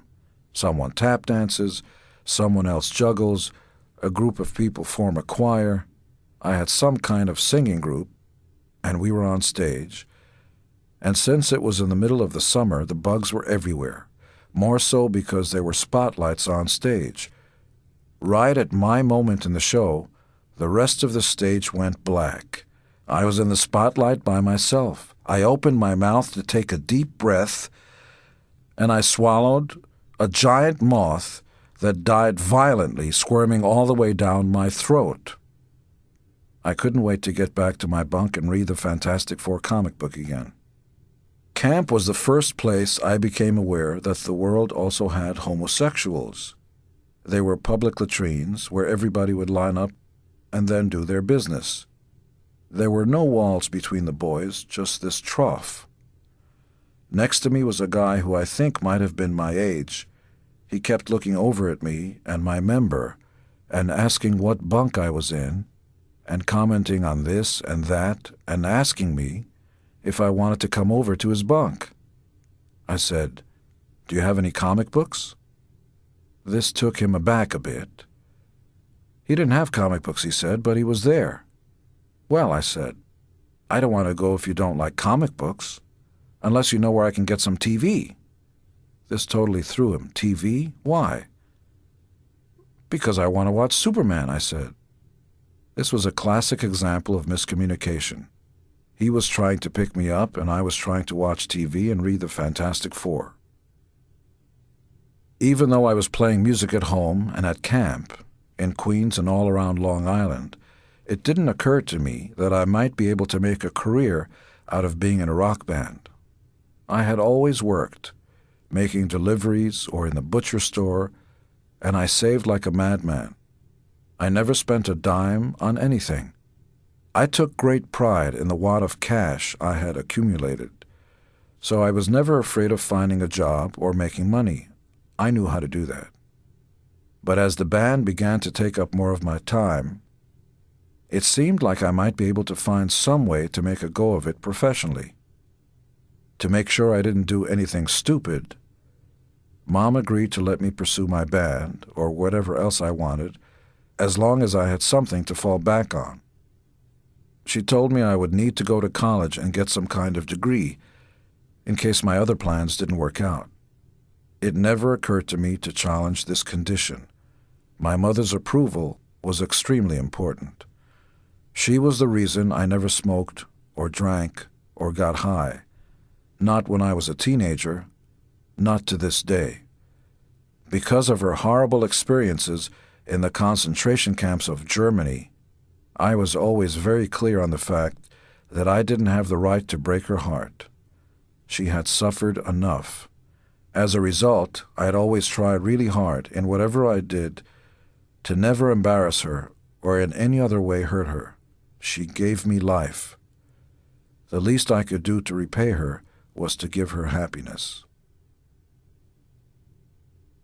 Flaming Youth, My College Years, 1970 to 1972. I could have gone to school downstate or stayed in the city, but all my life I had grown up surrounded by Jews and the Jewish experience. On television, I saw a much broader and more diverse world, with blacks and Christians who were from different places and spoke differently and wore different clothes.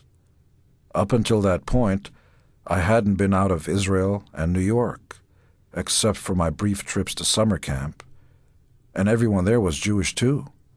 The few experiences I had had with other kinds of people, like the black friends I had in 6th grade, were all positive experiences, and I wanted to explore them some more after I graduated from high school.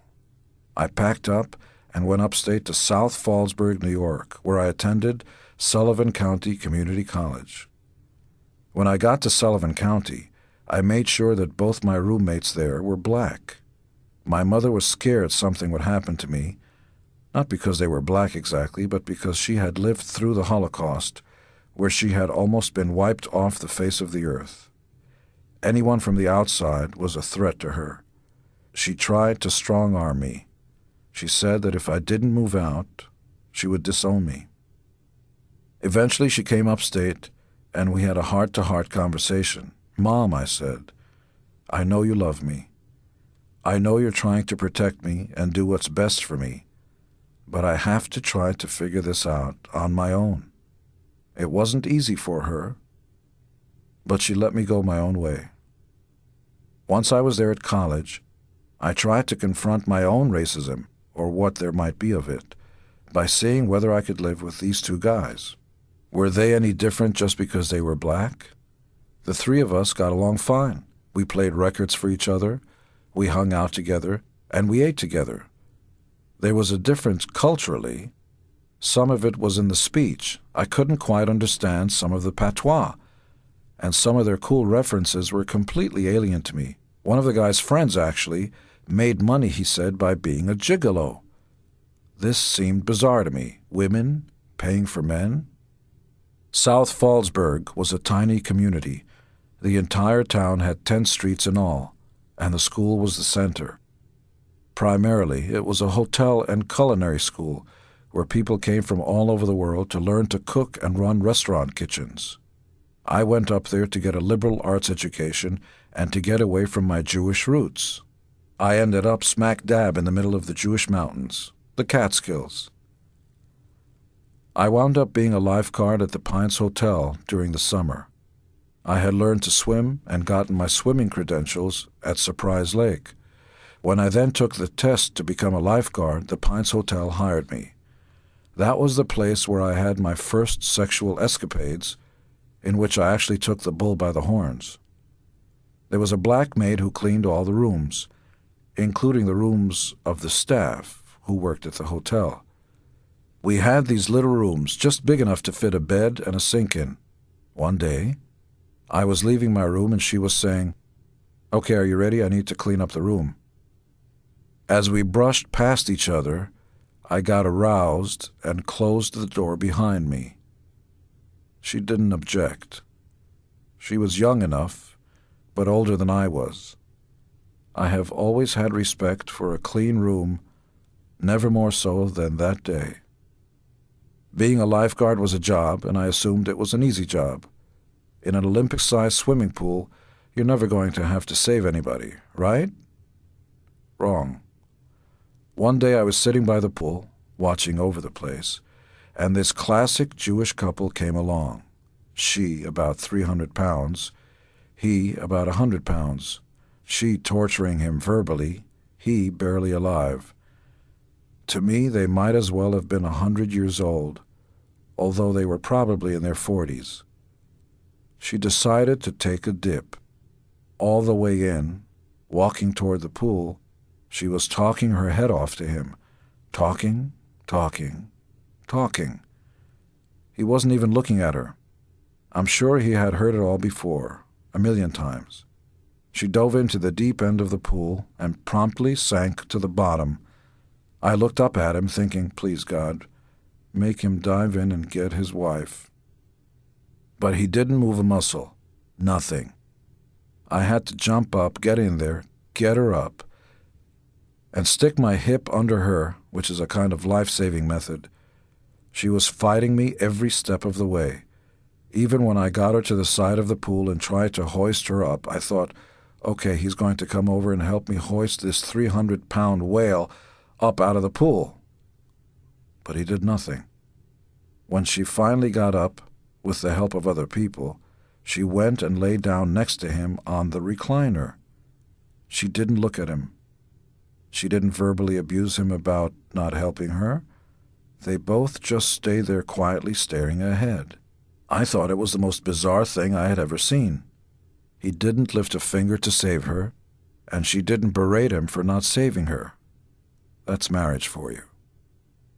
People had their young daughters with them, these horny Jewish girls who were coming up there to meet boys. During the weekends, I'd work at the hotel, and at night there would be Holiday Inn dances, where AT&T telephone operators would come up for the weekend. Once my friend Stephen Carnell came up to visit me on the weekend. We danced with girls and so on, and got a room and picked up 2 girls and brought them back to the room. One of the girls fell asleep, and the other one was ready to be active with me. But I got engrossed in the movie. As I was watching it on the floor, Steve took my girl and started to do his business, finishing up what she had begun with me. I felt a little robbed of the experience and a little mad at Steve. But the next morning when we woke up and she was long gone, Stephen complained of a tingling sensation. He cock-blocked me, but caught the clap. On campus, the guys lived at the Green Acres Hotel, which was a rundown property that had too many vacancies to stay afloat on its own. So it let its rooms be taken over by the State University system. The girls lived at another hotel down the way. I romanced one girl who was quite a beauty. I have forgotten her name, but not her face. One weekend I arranged for her to come over and meet me in my room. I had the habit of inviting more than one girl, thinking most girls wouldn't show up, and that if you asked more than one, the chances were good that one of them would show up. So, in addition to this beautiful girl, I invited a girl named Nancy. I took a shower at 2 o'clock. I got dressed. 3 o'clock, which was the appointed hour, was drawing near, and there I was in my dorm apartment. I had my hot plate, I had my cans of beans, I had my Twinkies, I had all the things that were necessary to impress a girl when she came over to your room. The knock came at the door. I opened it, and it was the first girl. We didn't waste any time. My mattress was on the floor, and I took her down for the count. At some point, there was another knock on the door. I'm not sure that I heard it. Even if I did, I wasn't about to answer it. My roommate opened up the door, and there was Nancy, the other girl. She was so shocked that she started running down the hallway crying. I jumped up, put on my pants, and ran after her, and I eventually cornered her in one of my other friends' rooms, where I apologized to her profusely. She came back. By that time, the other girl had gone, and Nancy's tears turned to passion. She stayed with me that night, in my room, and I took her virginity. She was, I think, the first girl whose virginity I ever took. They say this is a big moment for girls. For boys, it's slightly different. I don't remember anything more than just being excited by the moment and continually but softly trying to break through. I felt like a doctor with a scalpel, because that's how you had to be.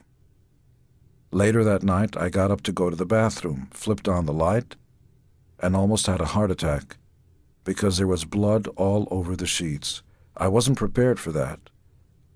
I thought she was going to die, but I gave her a hot bath, and we stayed awake most of the night.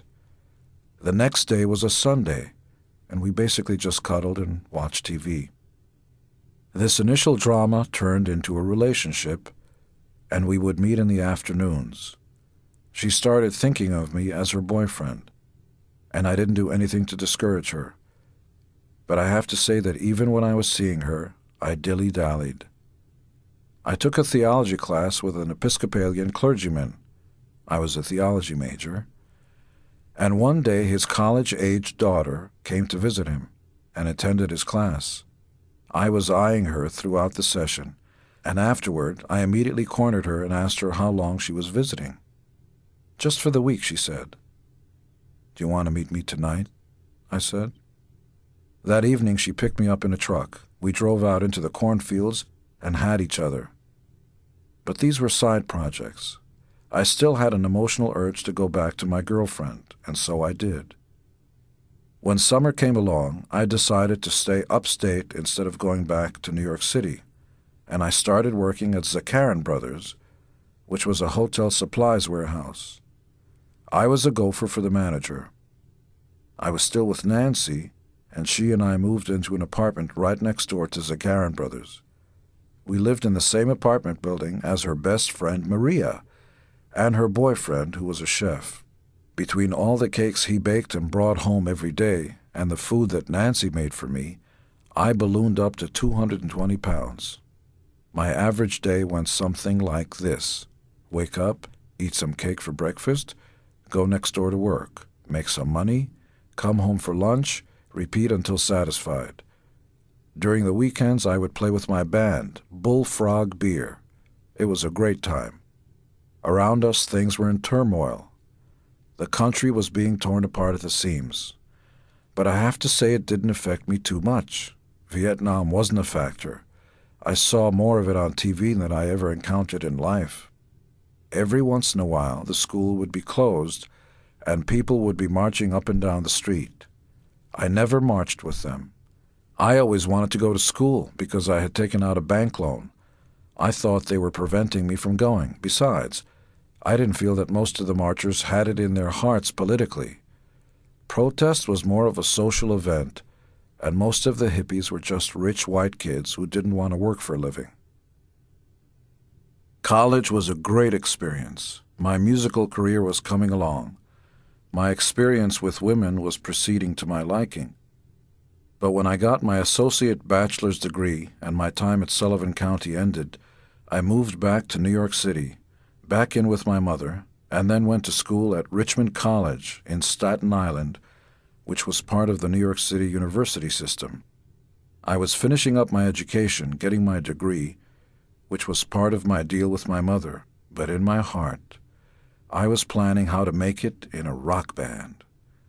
When I first started playing in bands, we were following in the footsteps of a class of bands slightly older than us that had already made names for themselves.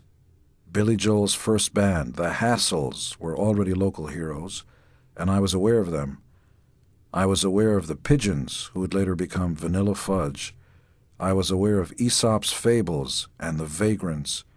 In general, these bands were Guido mods, Italian versions of English bands. They had shag haircuts and thick New York accents, and emulated the prevailing fashion, which was dictated by bands like The Who and The Kinks and The Faces. Imagine a guy named Tony trying to be Rod Stewart, and you'll understand that scene pretty well. For the most part, having a band was simply a tool for getting access to other things, mainly girls.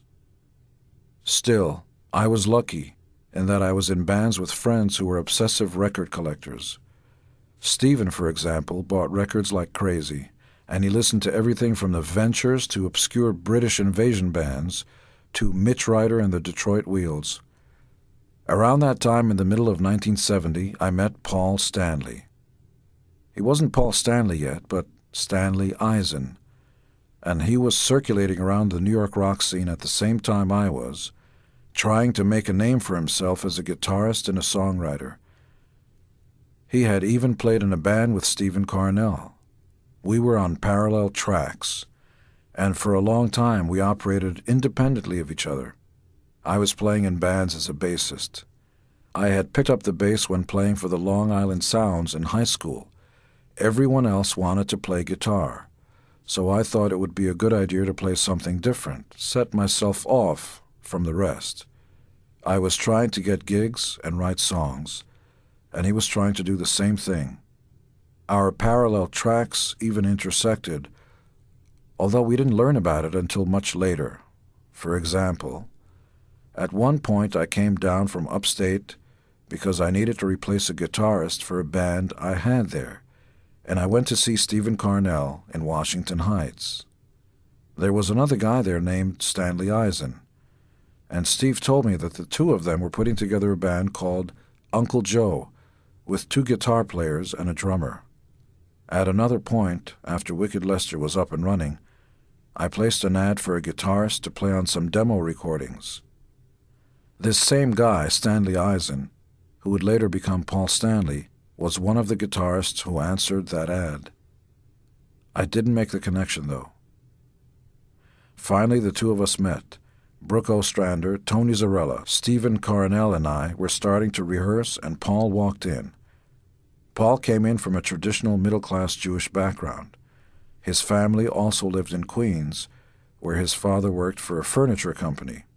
And while we obviously had quite a bit in common, there were also some key differences. Paul's parents were very well-read, liberal, and assimilated, while my mother was cautious and not as well-read.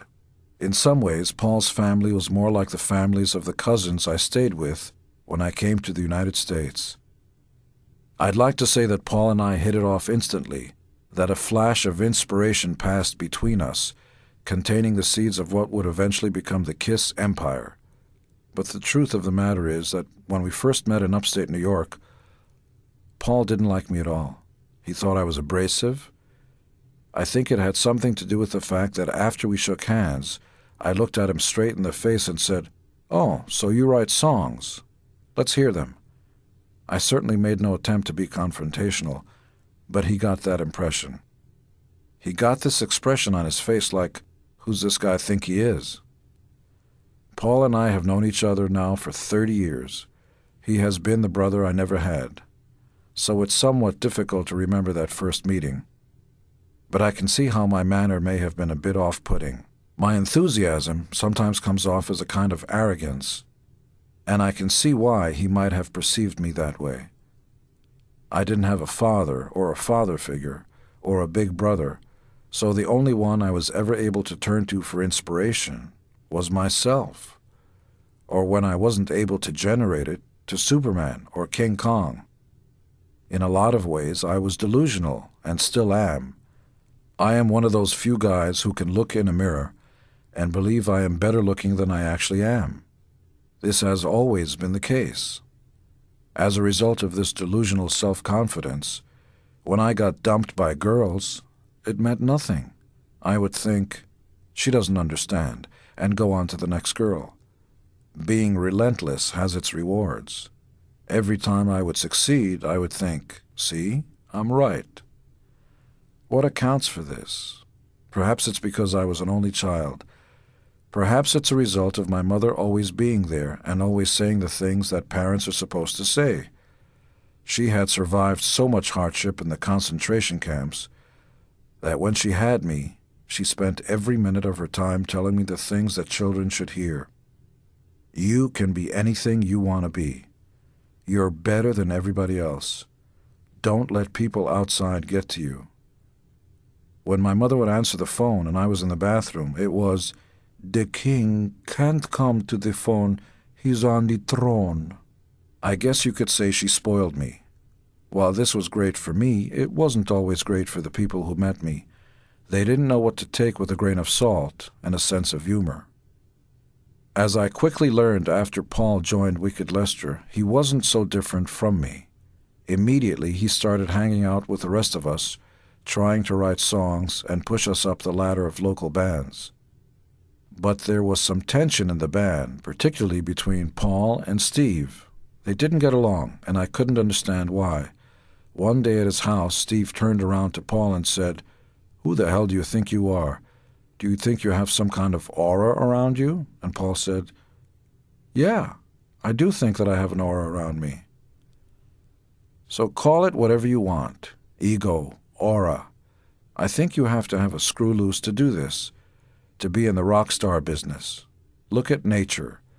Animals duck or flinch when they hear a noise. It's instinct.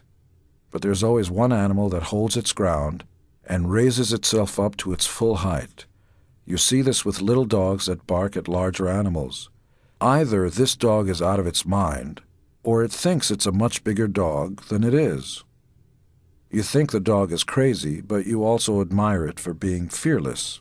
If you think about it, any normal person would be scared to death getting up on stage and being scrutinized by an audience. But that never fazed me. And Paul, too, was driven towards this same goal. He has always been the kind of person who, though he's very intelligent, has to feel passionately about something or he doesn't do it at all. He went to an arts magnet high school. He had to pass tests and show high achievement to be admitted. Then at college, after just a few months, he left. It wasn't his thing. He loved rock and roll. Either of us alone might have made it, or might have cracked under the strain of all the disappointment and rejection. The two of us together, though, were unstoppable. None of this is to say that success was quick in coming. It wasn't. Our early gigs were nightmares. No crowds, no money.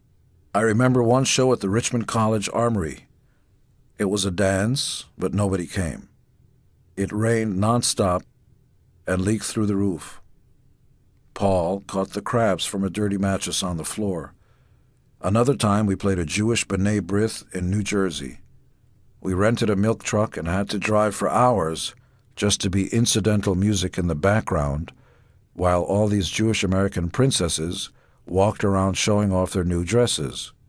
All I knew was that we were getting paid $150 and having a chance to pick up some of these girls during our breaks. That wasn't a great success, although I did manage to corner one girl who started making out with me behind the curtains. But then Mom and Dad came and she had to leave. It was only 5 minutes, but I got a taste of her. The early hardship produced at least one benefit. It made us focus on our songwriting, which we knew was the only thing that would advance us as a band. Wicked Lester was, by that point, an all-original band. That wasn't so common then. Most bands were still doing R&B hits and Beatles covers, with maybe the occasional original thrown in. When we played, audiences would get into the music and then ask us what song it was. Who did that? They would say. When we said we did, they couldn't believe it. Before he died, Jimi Hendrix built a studio named Electric Lady, named for his Electric Ladyland album. It was located in downtown New York, and it was one of the most advanced studios in the world, with state-of-the-art equipment and an A-list clientele. Out in Queens somewhere, Paul had met a guy who worked in the studio. His name was Ron, and he told Paul to call him up at the studio and let him know when our band was playing. Paul did, but the guy never returned his calls.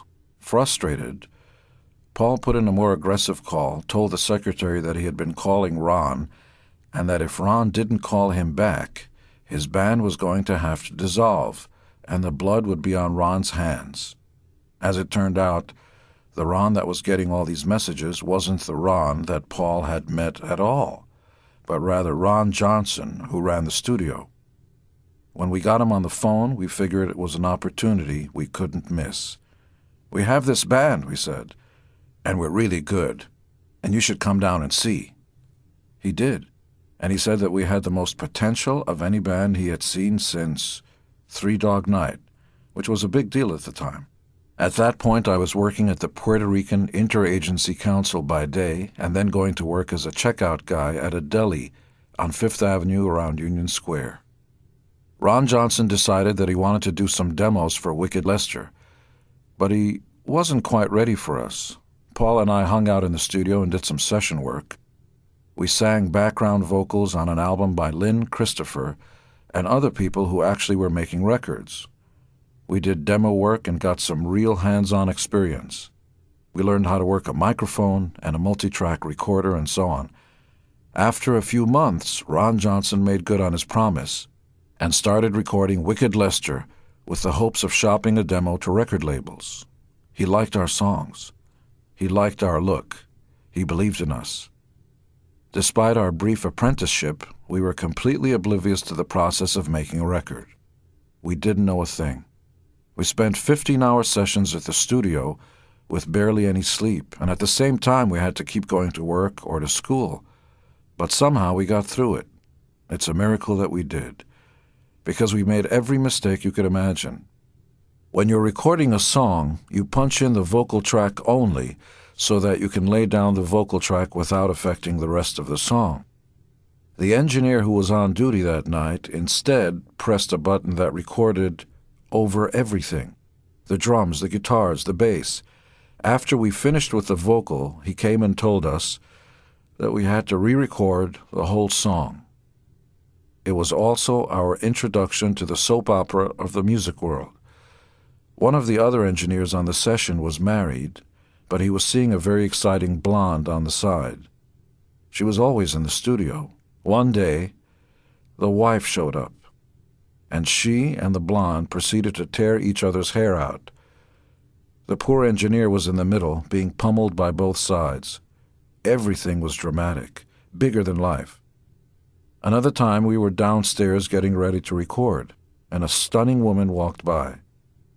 I went to talk to her, because I was always the advance scout, and convinced her to come up to the studio.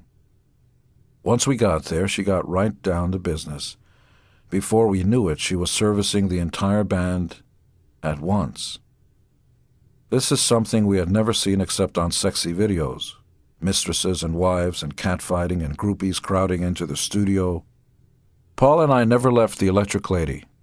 During recording sessions, we would try to pinch our behinds tight so we could hold off the inevitable moment when we would have to run to the bathroom. We just wanted to look over the shoulder of the engineer and digest as much of the scene as we possibly could. We finished the record, which had songs like Molly, What Happened in the Darkness, and When the Bell Rings. Ron started shopping it around, and pretty soon we got an offer from Epic Records. They liked what they heard, and they asked us to play at CBS Studios. We went down there, set up the amplifiers and the drums in the studio, and played the songs for them as best we could. Afterward, the record execs put their heads together. Then one guy surfaced and told us, well, the band's okay, but we don't want the lead guitar player. That was Stephen, my childhood friend. I was given the task of telling Stephen that he couldn't be in the band. I think we had a sense that this was going to happen with Steve, but he couldn't believe it. He felt betrayed. He wanted to know how I could do that to him, how I could let him be treated that way. It was difficult to explain, but I managed. This was one of my early lessons in the cruel division of the personal and the professional in the music business.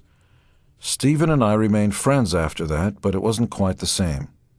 He reacted well to my being friendly, and my attempts were genuine. I told him that I had every intention of recording the songs that he and I had written, and I did. She and Goin' Blind both appeared on the second Kiss record. Steve has had good royalty payments from those compositions over the years. But the truth is that there's no healing of a wound that runs as deep as that. You're about to get to the finish line of a race, you think you're going to win, and somebody pulls the rug out from under you. The decision wasn't malicious. It really was survival. But it was one of those life-defining moments. He could have been in Kiss, but it just wasn't meant to be. He formed a band called Lover, and as Kiss was growing, I would go and see him at these little clubs. The two of us would go to dinner. Those were always interesting dinners because I liked him very much as a friend, but the undercurrent of wistfulness was very strong. But you get it on both ends. After Steve was let go, there was a protracted period of waiting, during which time we decided to get another guitarist, a guy named Ronnie, who was a talented session player. We got Metro Media Records to come down and see us at the studio. As we were getting ready to play, we started to set up around the stage, but Ronnie was still sitting in a chair. We were flabbergasted. "Get up," we said. He said, "I'm a musician. I'm not a performer like you guys. You guys jump up and down. That's circus stuff. I'm a musician." Needless to say, he didn't last long in the band. As the months dragged on, Paul and I realized that Wicked Lester was unraveling. At one point, we looked at each other and said, you know what? This is not it. Whether we get a contract or not, this isn't what we want. In Wicked Lester, there were all these three-part harmonies that sounded like the Doobie Brothers, and there wasn't nearly enough guitar. Paul and I had started writing other material, songs like Deuce and Strutter, and we decided to put together the band we had always dreamed about. It's not that our tastes had changed, really. Rather, we became braver about making the band reflect our tastes. I remember going to see the New York Dolls early on. We knew that they looked like stars, and that's what we wanted to be, stars. We were in awe of them. But when they started playing, we looked at each other and said, we'll kill 'em. Initially, our idea was to fire Tony and Brooke and remake Wicked Lester in our image. But when we announced this to the other guys, they weren't happy about it. Our drummer in particular said that he was not leaving the band and would honor the contract, so we had no choice but to quit ourselves. We had a contract with Wicked Lester, but we didn't have a contract with each other, so Paul and I just left. At just around the same time, we suffered another major blow to our fledgling recording career. We had a loft on Canal and Mott Streets that we used as a practice space and a crash pad. One day we came in to practice, and it was like we had stumbled into the wrong room. The place was empty, picked clean to the bone. We couldn't believe it. Our equipment had been stolen, down to the last little piece. We had only the guitars we were carrying. So Paul and I went down to the sidewalk and played like street performers. I wasn't optimistic about the band that might or might not rise from the ashes of Wicked Lester. Paul wanted to start another band with me, but I told him that I was going to go upstate, back to Sullivan County. I planned to look for a guitar player and start another band, and I promised to call Paul when I got back. He said, No, I'll come along. So we went hitchhiking up there. We had a mission. As I remember, we were looking for this hot guitarist who was the big guy on the local Sullivan County scene. Right at the beginning of the trip, we got picked up by these two black guys. We were dressed in fur and leather, the whole aspiring rock star deal. We thought they would kill us. But they were nice guys, as it turned out. We started talking, and they weren't going as far as we were. So we got out and flagged down the next car we saw, and it happened to be a VW bus with these two girls in it. They weren't attractive. They were unattractive. But they were nice, and they invited us back to their place. It was a farmhouse, and it was filthy, one of those hippie crash pads. Not only was it filthy with dogs everywhere, but it was stifling hot. It was like a furnace in there because the heat wasn't regulated, and it was the middle of winter. Paul and I went to sleep in one room, and the two girls were in the other room. In the middle of the night, one of the girls got up and went to feed the dogs, and I woke up and saw her naked silhouette. I was going to go up to her and see if I could transact a little business, and Paul elbowed me. He was always more cautious in these situations than I was. "Cut it out," he said. "You're going to get us kicked out into the cold." So I went back to sleep. But then in the morning she came into the room and opened the front door. The blast of cold air was so invigorating. I went to stand by the door, and I took the occasion to tell her about what had happened the night before. I said, "You know, last night there was a moment when I woke up and saw you, and I was aroused. And I thought about making an advance because you were quite beautiful." I made a long speech, and at the end of the speech she said, "I'm sorry, hold on a second."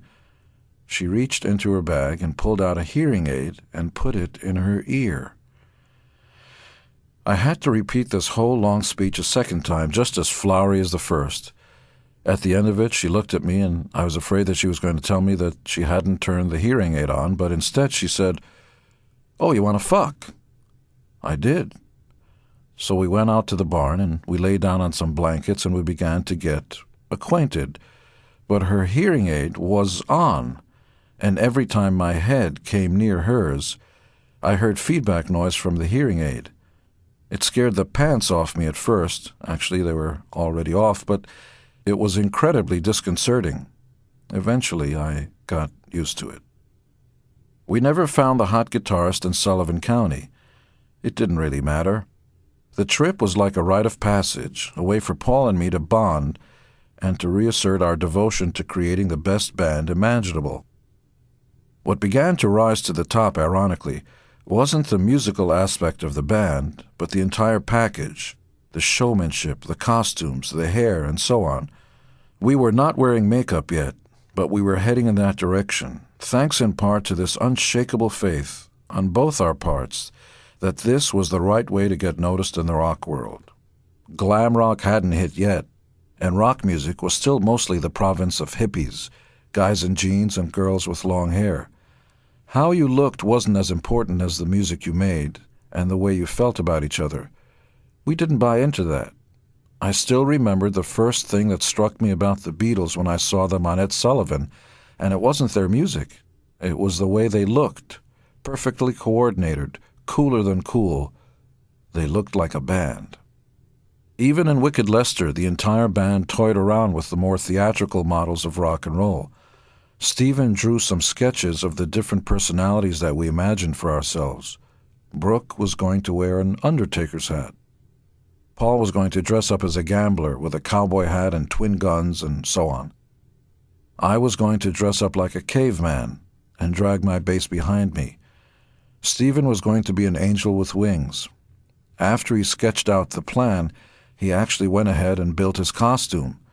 He made an angel rig with movable wings and back. Clearly, the plan needed to have some of the wrinkles ironed out. But we were on the same wavelength, which was that we needed to keep pushing the visual appeal of the band. We weren't content to just stand there and strum our guitars. That wasn't enough. We wanted to make a big splash.